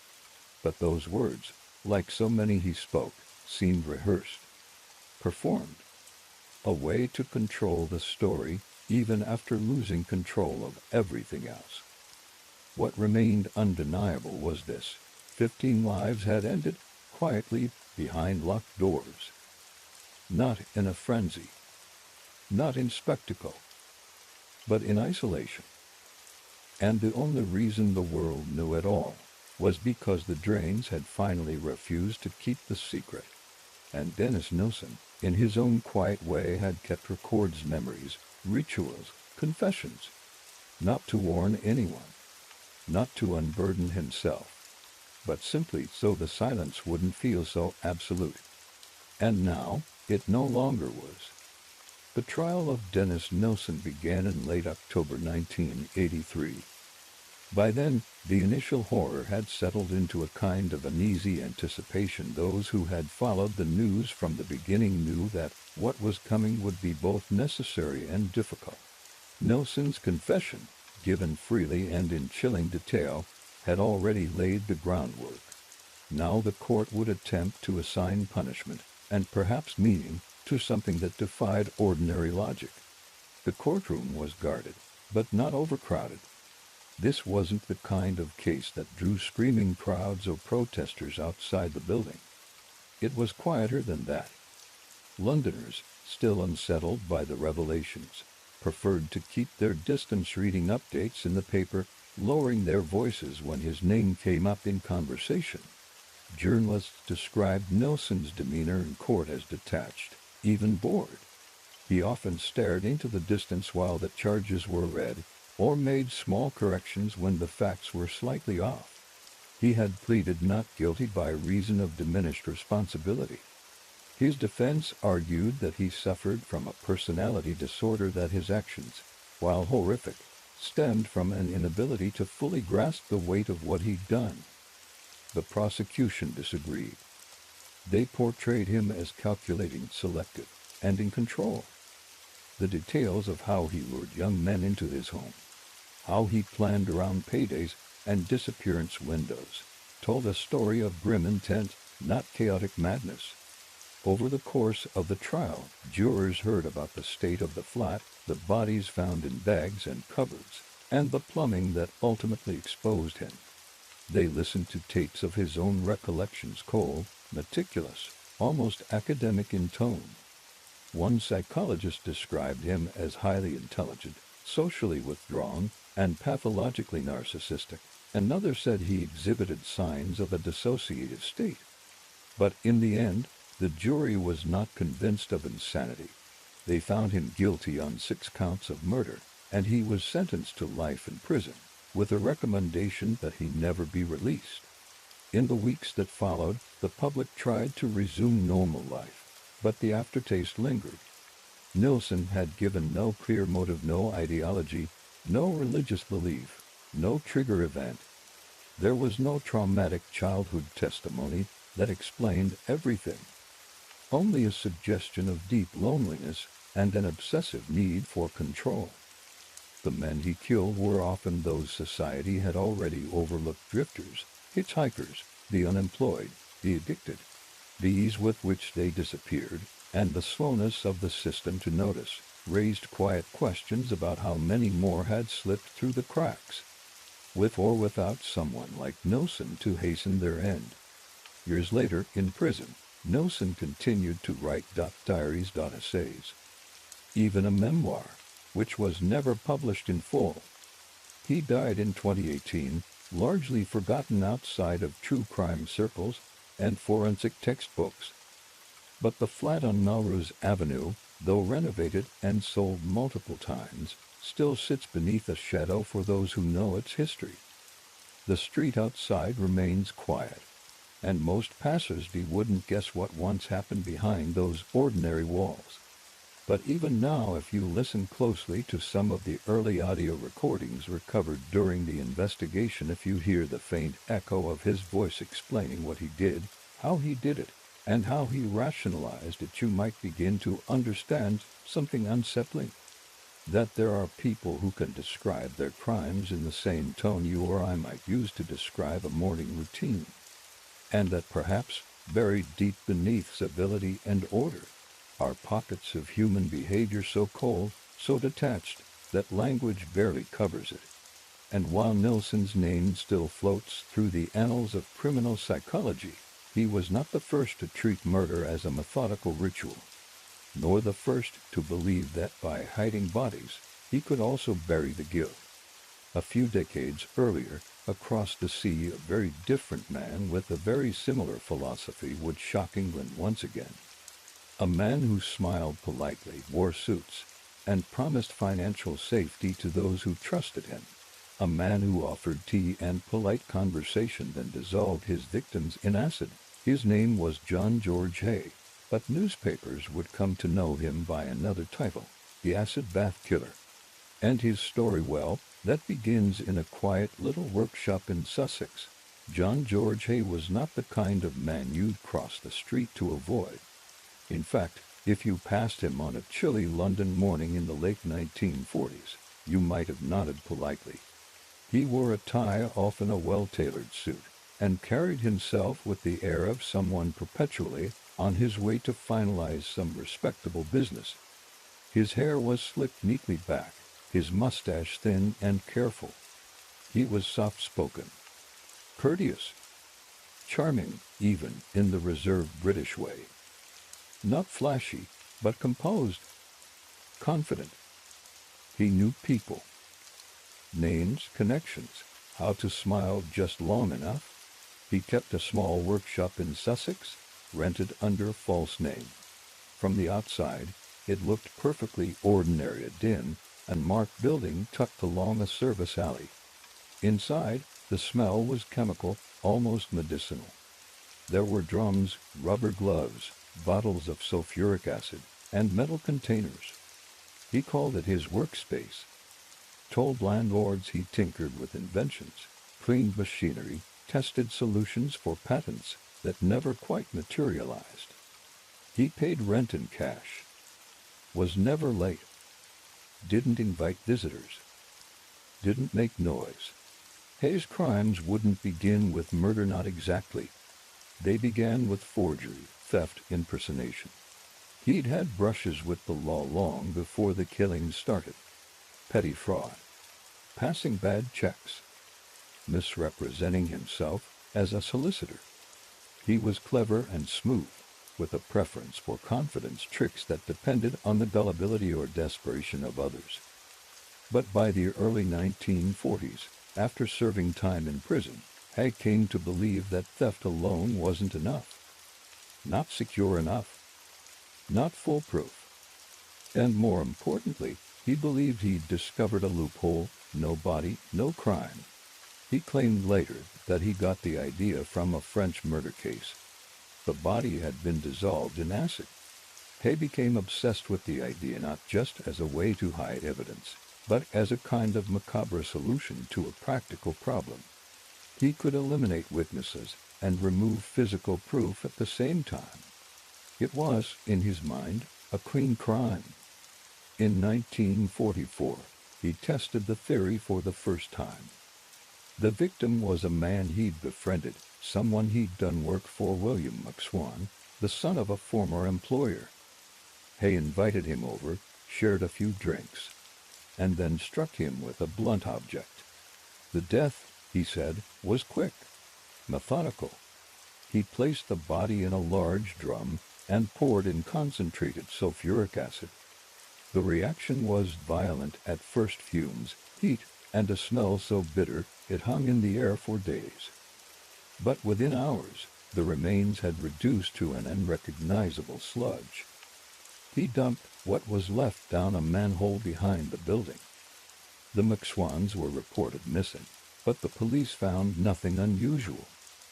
Haigh, in the meantime, forged letters in William's name, claimed the family had moved abroad. He even took over their property, sold it, pocketed the money. He wore their clothes, used their silverware, told mutual friends that they'd simply grown tired of London. The formula had worked. And so, over the next few years, he repeated it. Each victim was selected not at random, but with calculation. A former landlady, a wealthy widow, a couple who had trusted him with financial advice. The pattern was the same: gain trust, arrange a private meeting, kill quietly, dissolve the body, forge documents, claim their assets. He was always polite, always convincing, never hasty. He wasn't violent in the traditional sense. He didn't scream or chase or leave bloody crime scenes behind. Instead, his violence was antiseptic, measured in ounces of acid, rubber tubing, and the slow bubbling of flesh and bone inside a steel drum.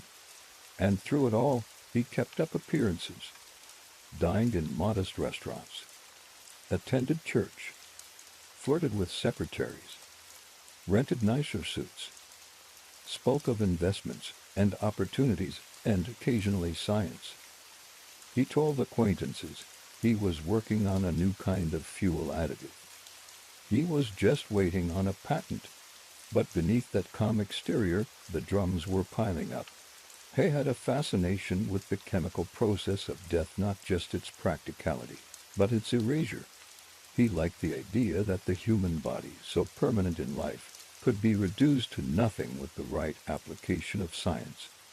It was, to him, elegant, efficient, and yet, like many men who believed themselves smarter than the world around them, it would not last. Because eventually, Haigh would make a mistake, not in the killing, not in the acid, but in underestimating how closely people paid attention to the vanished. And in a world still reeling from the war, with people rediscovering order and family and structure, his little funeral-free approach to murder would stand out more than he imagined. But before that mistake, he had one more victim in mind. A woman of wealth, got older, got alone. And he thought, just like before, it would all go quietly. Only this time, it wouldn't. The year was 1949, and John George A. had refined his routine to a near science. He moved with the confidence of a man who believed he had discovered the perfect crime: clean, efficient, And above all, final, his wardrobe remained sharp. His tone stayed gentle, and the city of London, still nursing the scars of war, continued about its business without noticing the quiet man who strolled through Kensington in polished shoes, carrying secrets in his pocket. He met his final known victim at a tea room. Her name was Olive Durand Deacon, a wealthy 69-year-old widow who lived in the same upscale hotel where Haigh had recently taken a room. Olive was educated, opinionated, and curious, qualities that made her both appealing and eventually vulnerable. She was known among the other residents for her polite conversation and her interest in new ideas. It was this curiosity that Haigh latched onto. He told her he was an inventor, that he had a workshop in Crawley where he was developing a new kind of plastic, something that could revolutionize industry. He said he needed investors. Olive was intrigued. She had money, yes, but more importantly, she had the sense of purpose that sometimes slips from view after a lifetime of structure. She wanted to be involved in something new, something that mattered. So, when Haigh invited her to see his workshop, she agreed. It was a gray February morning when they made the trip. Cold, damp, the kind of air that seeps through wool coats and settles in the spine. They boarded a train, then drove to the nondescript building in Crawley. Olive didn't know what to expect, but she certainly didn't expect what followed. Haigh would later claim it was swift, that he shot her in the back of the neck with a revolver he kept hidden in the waistband of his trousers, that she didn't suffer, that it was clinical, quick, done before she could even turn around. Whether or not that's true, we'll never know. What followed, however, was his signature. The drum, the acid, the silence. He allowed the chemical process to do its work, locked the doors, and returned to his hotel as if nothing had happened. He even spoke to other residents later that evening, asked about the weather, read the paper, smiled politely. But Olive didn't have family nearby, and no one noticed her absence right away. Until they did. By the second day, another hotel resident mentioned she hadn't seen Olive at breakfast. By the third, a complaint was made, and on the fourth, the police were called. Her disappearance was treated with the kind of seriousness that only wealth can reliably guarantee. This time, Haigh didn't handle the aftermath as cleanly. He had taken jewelry from Olive's handbag, rings, a brooch, a powder compact. He attempted to pawn some of them, using a false name. But he was sloppy. He used his real address. The pawn ticket bore a signature close enough to raise eyebrows. When questioned by police, he grew evasive, said she had mentioned traveling, that perhaps she had left town, that he hadn't spoken with her recently, but Olive's friends remembered otherwise. She had told people about the inventor, about the planned visit to the workshop, about her curiosity and her excitement. And with each new statement taken by the police, Haigh's story frayed further. Eventually, they searched the workshop. What they found wasn't a body. There was no corpse, no grave, no burial site. But they found the drum, the acid, the residue.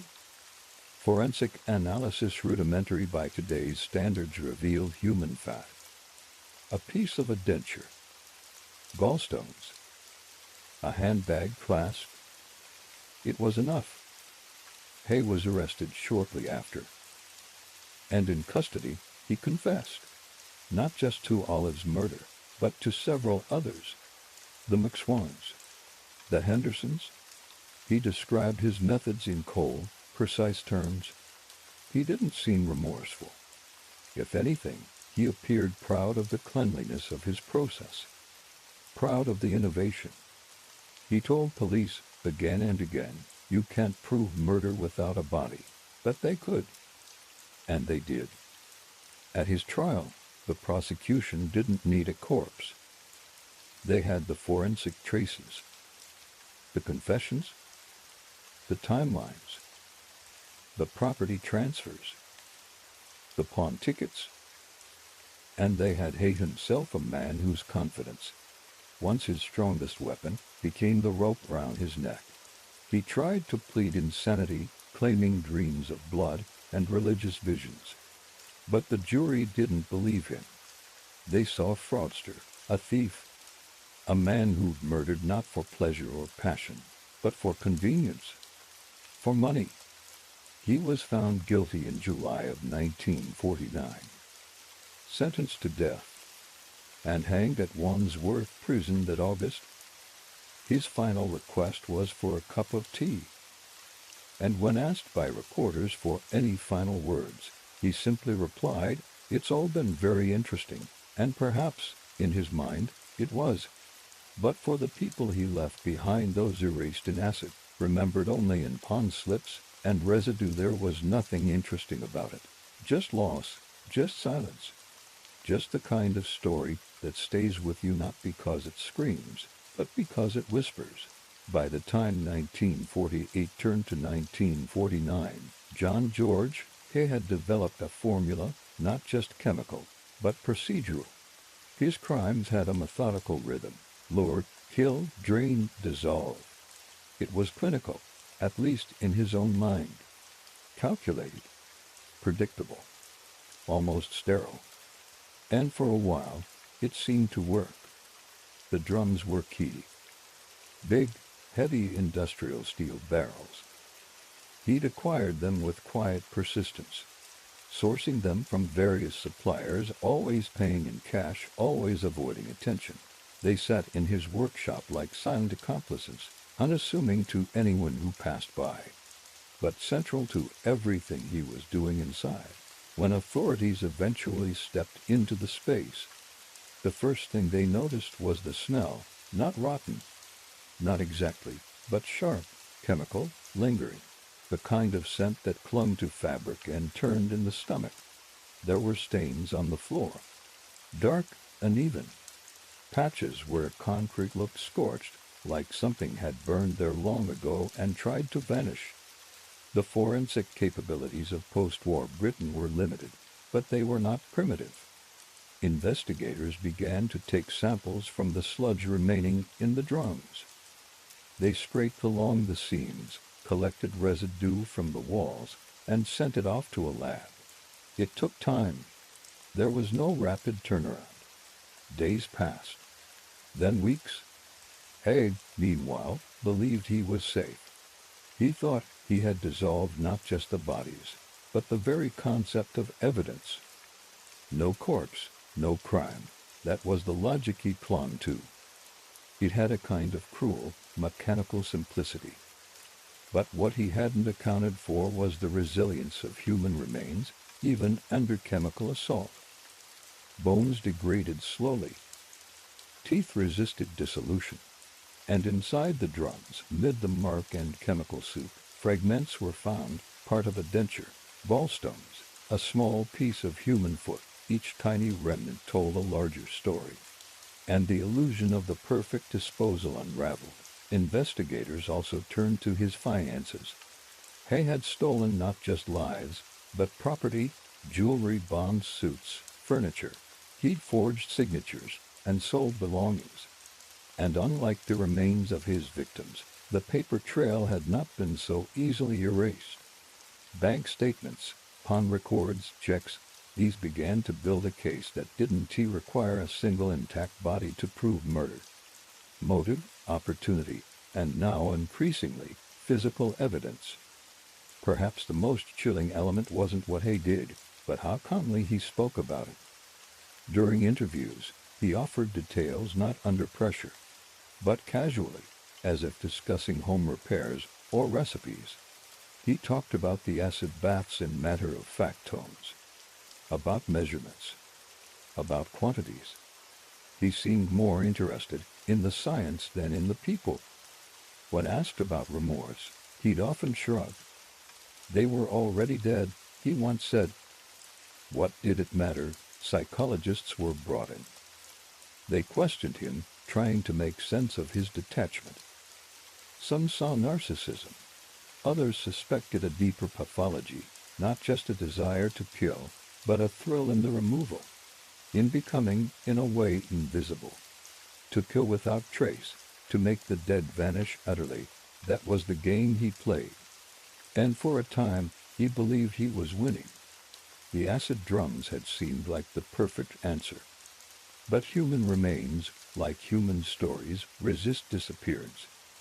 They linger in basements, in barrels, in court records, and nightmares. And as investigators prepared to charge him, another layer began to emerge. Haigh, it turned out, was not the only killer in Britain who relied on physical removal and clever illusion. In another part of the country several years later, a man named Richard Cottingham would perfect a different kind of horror. He wouldn't use acid, but razors. And instead of hiding the bodies, he would mutilate them to delay identification, to erase names, to assert control. But just like Haigh, he underestimated what gets remembered, what stays behind, and that's where we'll go next. By the time John George Haigh stood in the Old Bailey courtroom, the performance had already begun. He wasn't just on trial for murder, he was auditioning for history, calm, courteous, and impeccably dressed. Haigh spoke with the poise of a man discussing a business transaction rather than the dissolution of multiple lives in acid. Reporters noted how he smiled gently, even as he described how he drained the blood from his victims, even as he drew diagrams of the basement where they ceased to exist. His defense, of course, was insanity. He claimed he drank the blood of his victims, a detail so baroque, so theatrical, that many suspected it was invented purely to seal the diagnosis he hoped for. The doctors were unconvinced. The court was, too. They saw not madness, but calculation. Not delusion, but detachment. The jury deliberated for less than an hour. The sentence, death by hanging. Haigh accepted it with the same eerie calm that had marked every phase of his trial. In August 1949, he was executed at Wandsworth Prison. His last words reportedly were, "It's all right," spoken to the hangman, a man who had, in his line of work, heard many variations of fear, denial, and defiance. Haigh's soft, almost polite farewell stood out. But his legacy didn't. For all the horror of his crimes, for all the sensational headlines and courtroom sketches, John George Haigh eventually faded into the fog of history, the kind that drifts through old true crime books and quiet prison archives. Today, few people outside Britain remember his name. He is one of many killers whose stories remain unsettlingly neat. The end came, the punishment followed, and the horror was bottled away like one of his acid drums. Still, there's something in the echo of his story that lingers, not the gore, not even the betrayal of his victims, but the ease with which he hid. In boarding houses, in hotels, in cafes. He smiled, shook hands, blended in. A monster in a well-cut suit. And when you consider that, it becomes harder to ignore the possibility that others like him walked through the world with just as little resistance. That somewhere else, at the same time or decades later, someone just as polite, just as detached, just as quietly monstrous, was doing much worse. In the high valleys of Colombia, where the Andes scrape the clouds and riverbeds curl through silent farmland, young girls began disappearing. At first, no one connected the cases. A child missing here. Another, weeks later, in the next province over. The families were poor. The police distracted. Some were never even reported missing. It was easy to dismiss it as the chaos of rural life, until the number of missing became impossible to explain away. Until rumors began to pool of a man who moved like a shadow from town to town, speaking softly, always alone. A man who offered gifts to little girls and promised their families hope. A man who vanished just as quietly as he arrived, And when he was finally caught, the horror he confessed to made even the most hardened officers stop speaking. His name was Pedro Alonso López. And what he admitted to changed the definition of evil in Latin America forever. Imagine a place where the air is thin and cold even at midday, where small towns cling to the sides of green hills, and unpaved roads twist through valleys like veins. Life in these remote Andean villages is quiet not because nothing happens, but because what does happen rarely reaches the wider world. The people here live simply. Farmers rise before the sun. Children walk miles to school. Markets hum with the soft rhythm of routine. Chickens in baskets. Corn wrapped in cloth. Everyone knows everyone, or at least thinks they do. In the late 1970s, Colombia, Ecuador, and northern Peru were countries in flux, places dealing with economic hardship, political instability, and a growing gap between rural poverty and urban progress. In the big cities, the news covered protests, elections, and inflation. But in the villages scattered along the Andes, news traveled by word of mouth, by whispers at the well, by the steady beat of feet on dirt roads. If a child went missing, it was a tragedy, but not always a headline. That's how it began. One girl, then another, then another. It didn't make the newspapers, not at first. The disappearances seemed isolated, unfortunate, perhaps explainable. A runaway, a custody dispute, a family argument. There were always stories to soften the blow.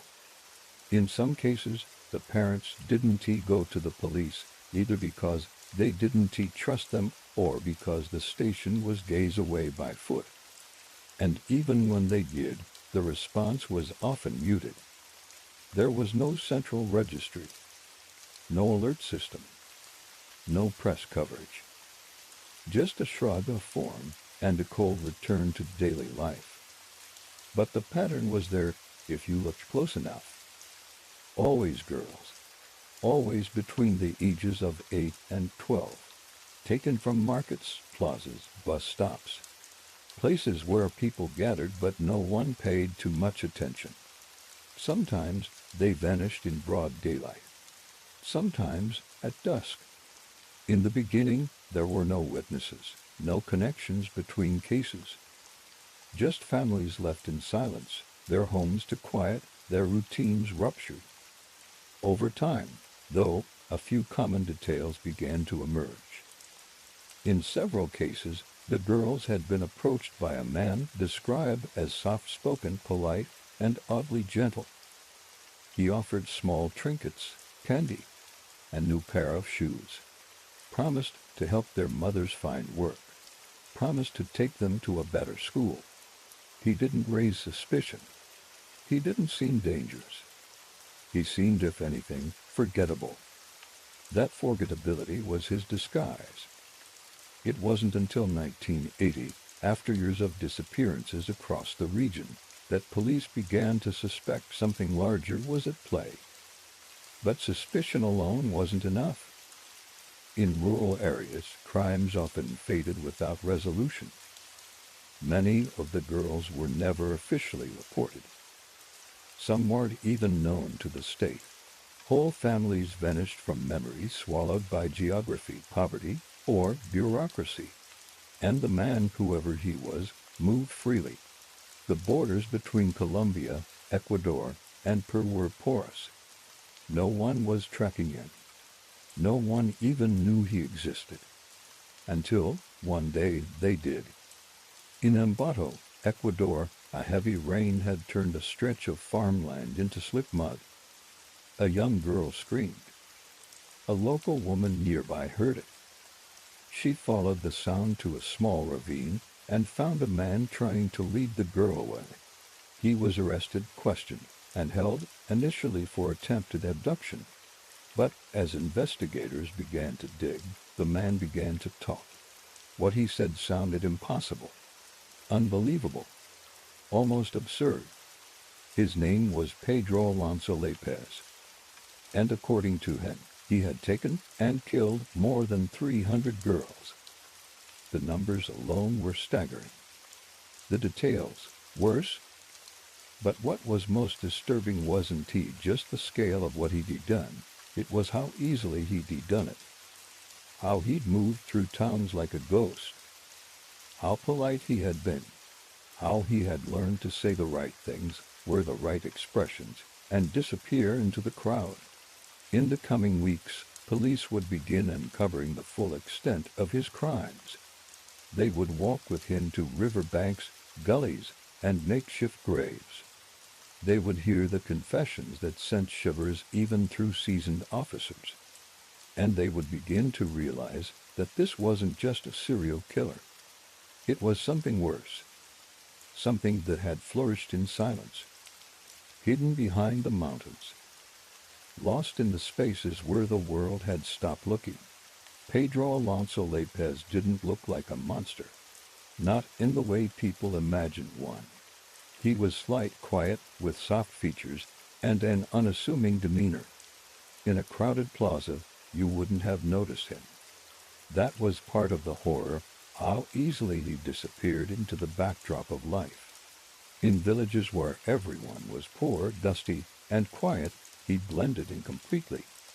He wasn't a shadow lurking in alleyways.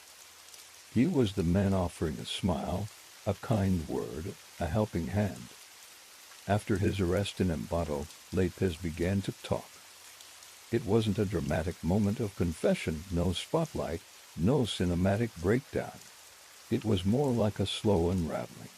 In the safety of a small cell, away from the gaze of crowds, he spoke plainly, calmly, even politely. He told officers that the girl he had tried to take was meant to be his next victim. He told them how he chose his targets. And then, when asked why, he told them it had started long ago, back in his own childhood, when something inside him had broken.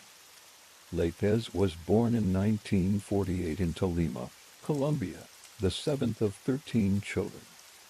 His father died before he was born. His mother, overwhelmed and often angry, struggled to provide for her family. By the age of 8, López had already begun to drift, expelled from school, later kicked out of the house for inappropriate behavior. He spent his early years on the streets of Bogotá, surviving on scraps, doing whatever he had to do. He claimed he was abused repeatedly during this time, brutalized by strangers, ignored by authorities, hardened by the cold indifference of the world around him. It was during these years, he later said, that something shifted, that his anger turned inward, then outward. By his teens, he was already stealing. By 20, he'd been in prison for car theft, and it was in prison, he claimed, that he committed his first murder, killing another inmate who had assaulted him. The authorities never proved it, but López insisted it had been a turning point, a moment of clarity, a realization that killing could be a form of control, a way to rewrite the script of his life. After his release in 1978, López didn't return home. Instead, he drifted south, into Ecuador and beyond. He moved from town to town, never staying long. He posed as a traveling salesman, a beggar, even a priest. He learned to observe without being seen, to listen without being noticed. And he learned, chillingly, how to pick the most vulnerable. Girls who were alone. Girls who looked hungry. Girls who wouldn't be missed quickly. In Ecuador, the scale of his crimes became apparent. As police questioned him further, López led them to grave after grave, shallow ditches along river banks, spots in the hills outside town, places so ordinary they'd never drawn attention.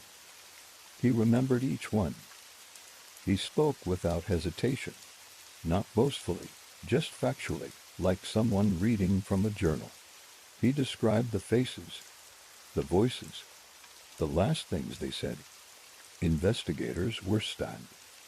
Many didn't believe him at first, but the evidence began to pile up.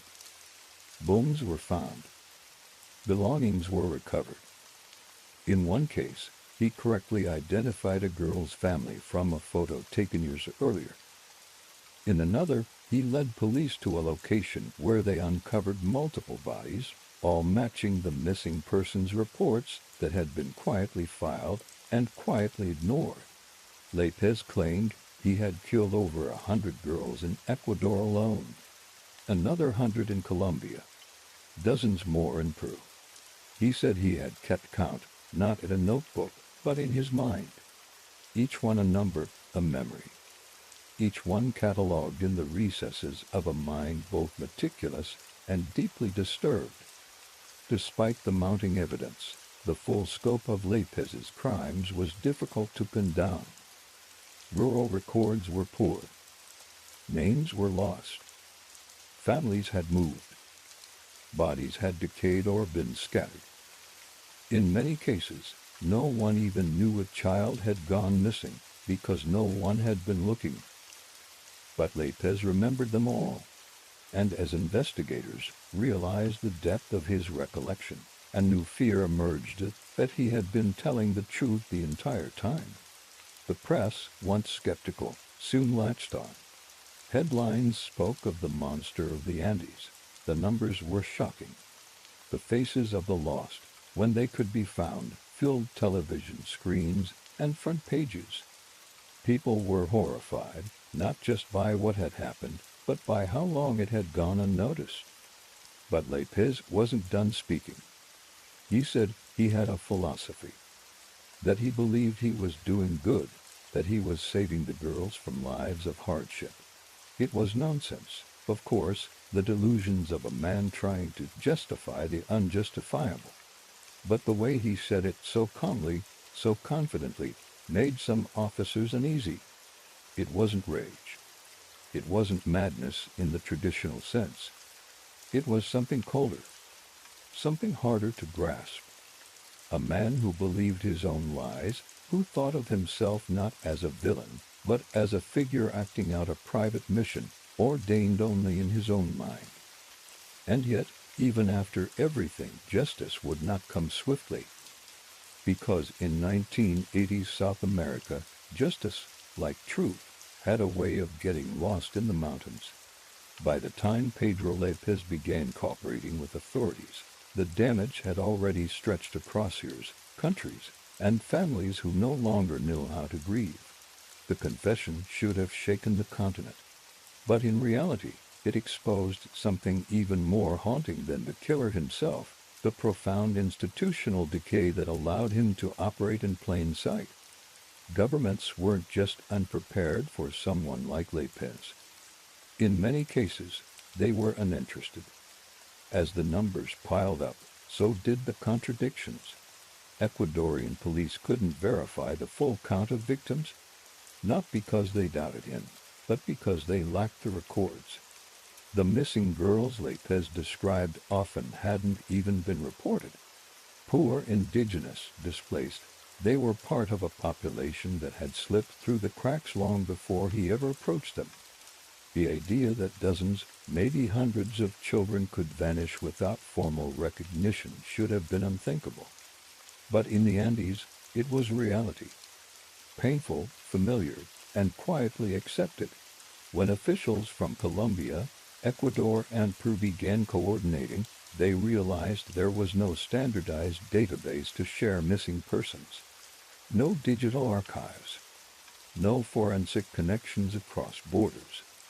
They relied on photocopied reports, handwritten descriptions, and the memories of overwhelmed officers who often hadn't believed the families when they first came forward. One detective in Quito described the process as trying to map the stars with a candle. For every name they uncovered, there were 5 more with no paperwork, no photo, no trace.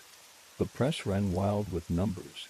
110 confirmed, 200 suspected, 300 possible. But in reality, nobody knew. López himself shifted between chilling precision and vague generalities. He remembered faces. He could describe clothing, voices, even smells. But when it came to names or precise dates, he faltered. not out of deception, but because, in many cases, his victims were never given a chance to be known. Some had no official birth record, no school enrollment, no state identity.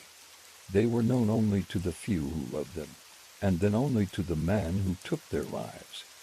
Forensic science in Ecuador during the early 1980s was rudimentary. There was no centralized crime lab, and many recovered bones were never conclusively identified. In some towns, investigators buried remains with anonymous markers simply because they lacked the resources to do more. Autopsies were rare. DNA testing was unheard of. López's claims often stood unchallenged because there was no mechanism to confirm or deny them.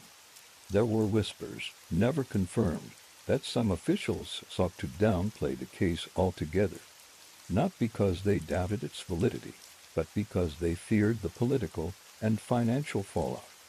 Admitting that a man had killed hundreds of children across 3 countries, undetected for nearly a decade, would raise difficult questions. How many reports were ignored? How many families turned away? How many other predators might still be out there, protected by the same veil of institutional apathy? Even within the justice system, the response was muddled. López was eventually charged, but only for a fraction of the murders he admitted to.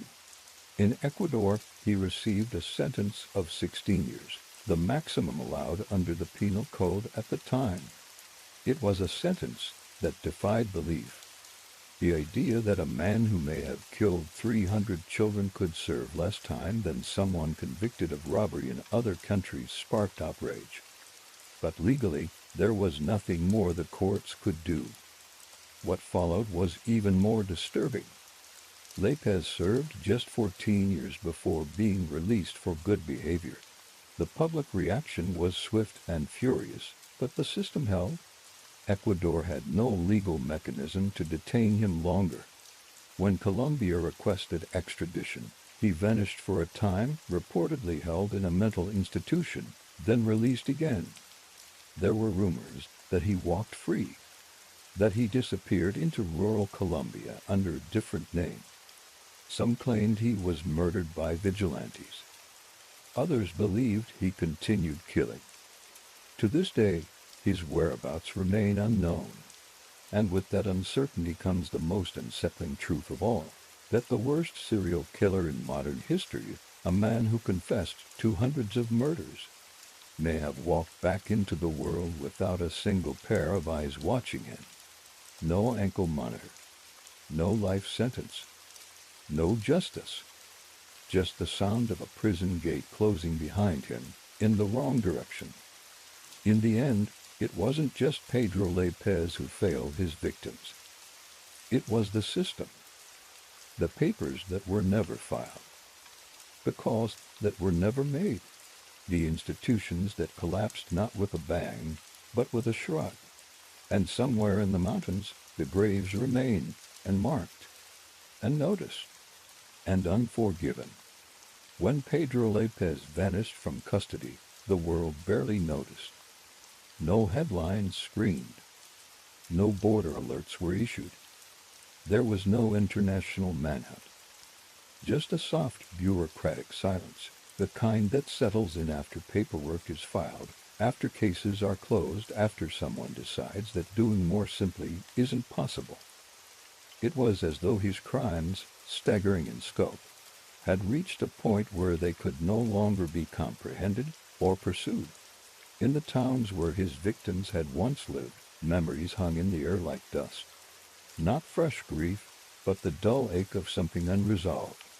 Some families kept the clothes their children had worn on their last day. Others lit candles every year on the same day. A few refused to move, even when neighbors urged them to start over. They waited. And then, gradually, they didn't. Not because they forgot, but because the waiting itself became too heavy. Justice in these places was never an event. It was a rumor, a distant hope, something that always felt just out of reach. The idea that López might still be out there living under another name, another face, became less a fear than a background hum. He had become mythic, spectral, too large to hold inside a single story. He didn't belong to any one town anymore. He had become the warning parents whispered to their children. The shadow people imagined when a girl was 5 minutes late coming home. The story that grew sharper in silence.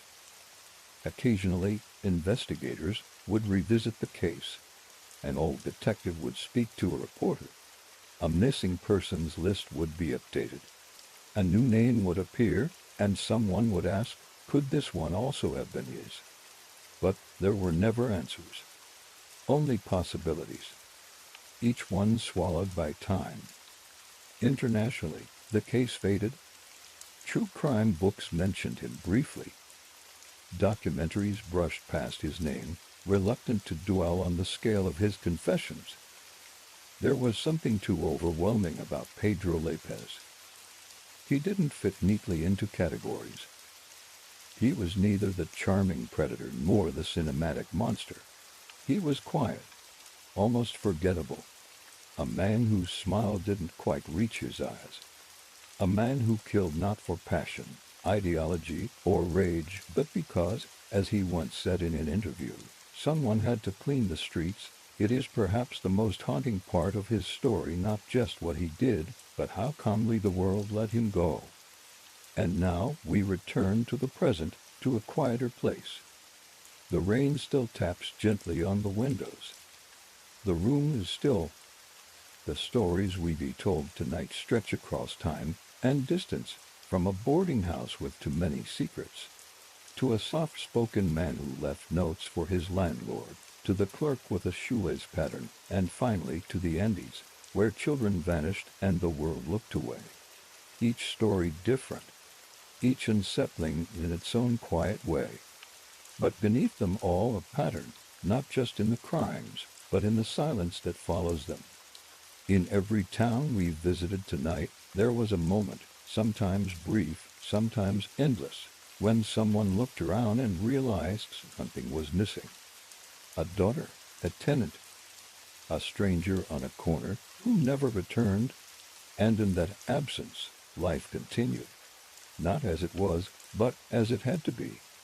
Because that's what people do. They move forward, even when they carry the weight of stories that don't have endings.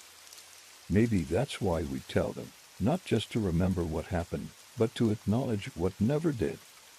Thank you for spending your night with us. May the rain carry these stories away from your thoughts as you drift toward sleep. May your own home be safe, your own windows closed, your own nights quiet. And if your dreams wander through dark places, let them pass gently, the way all shadows eventually do. Good night.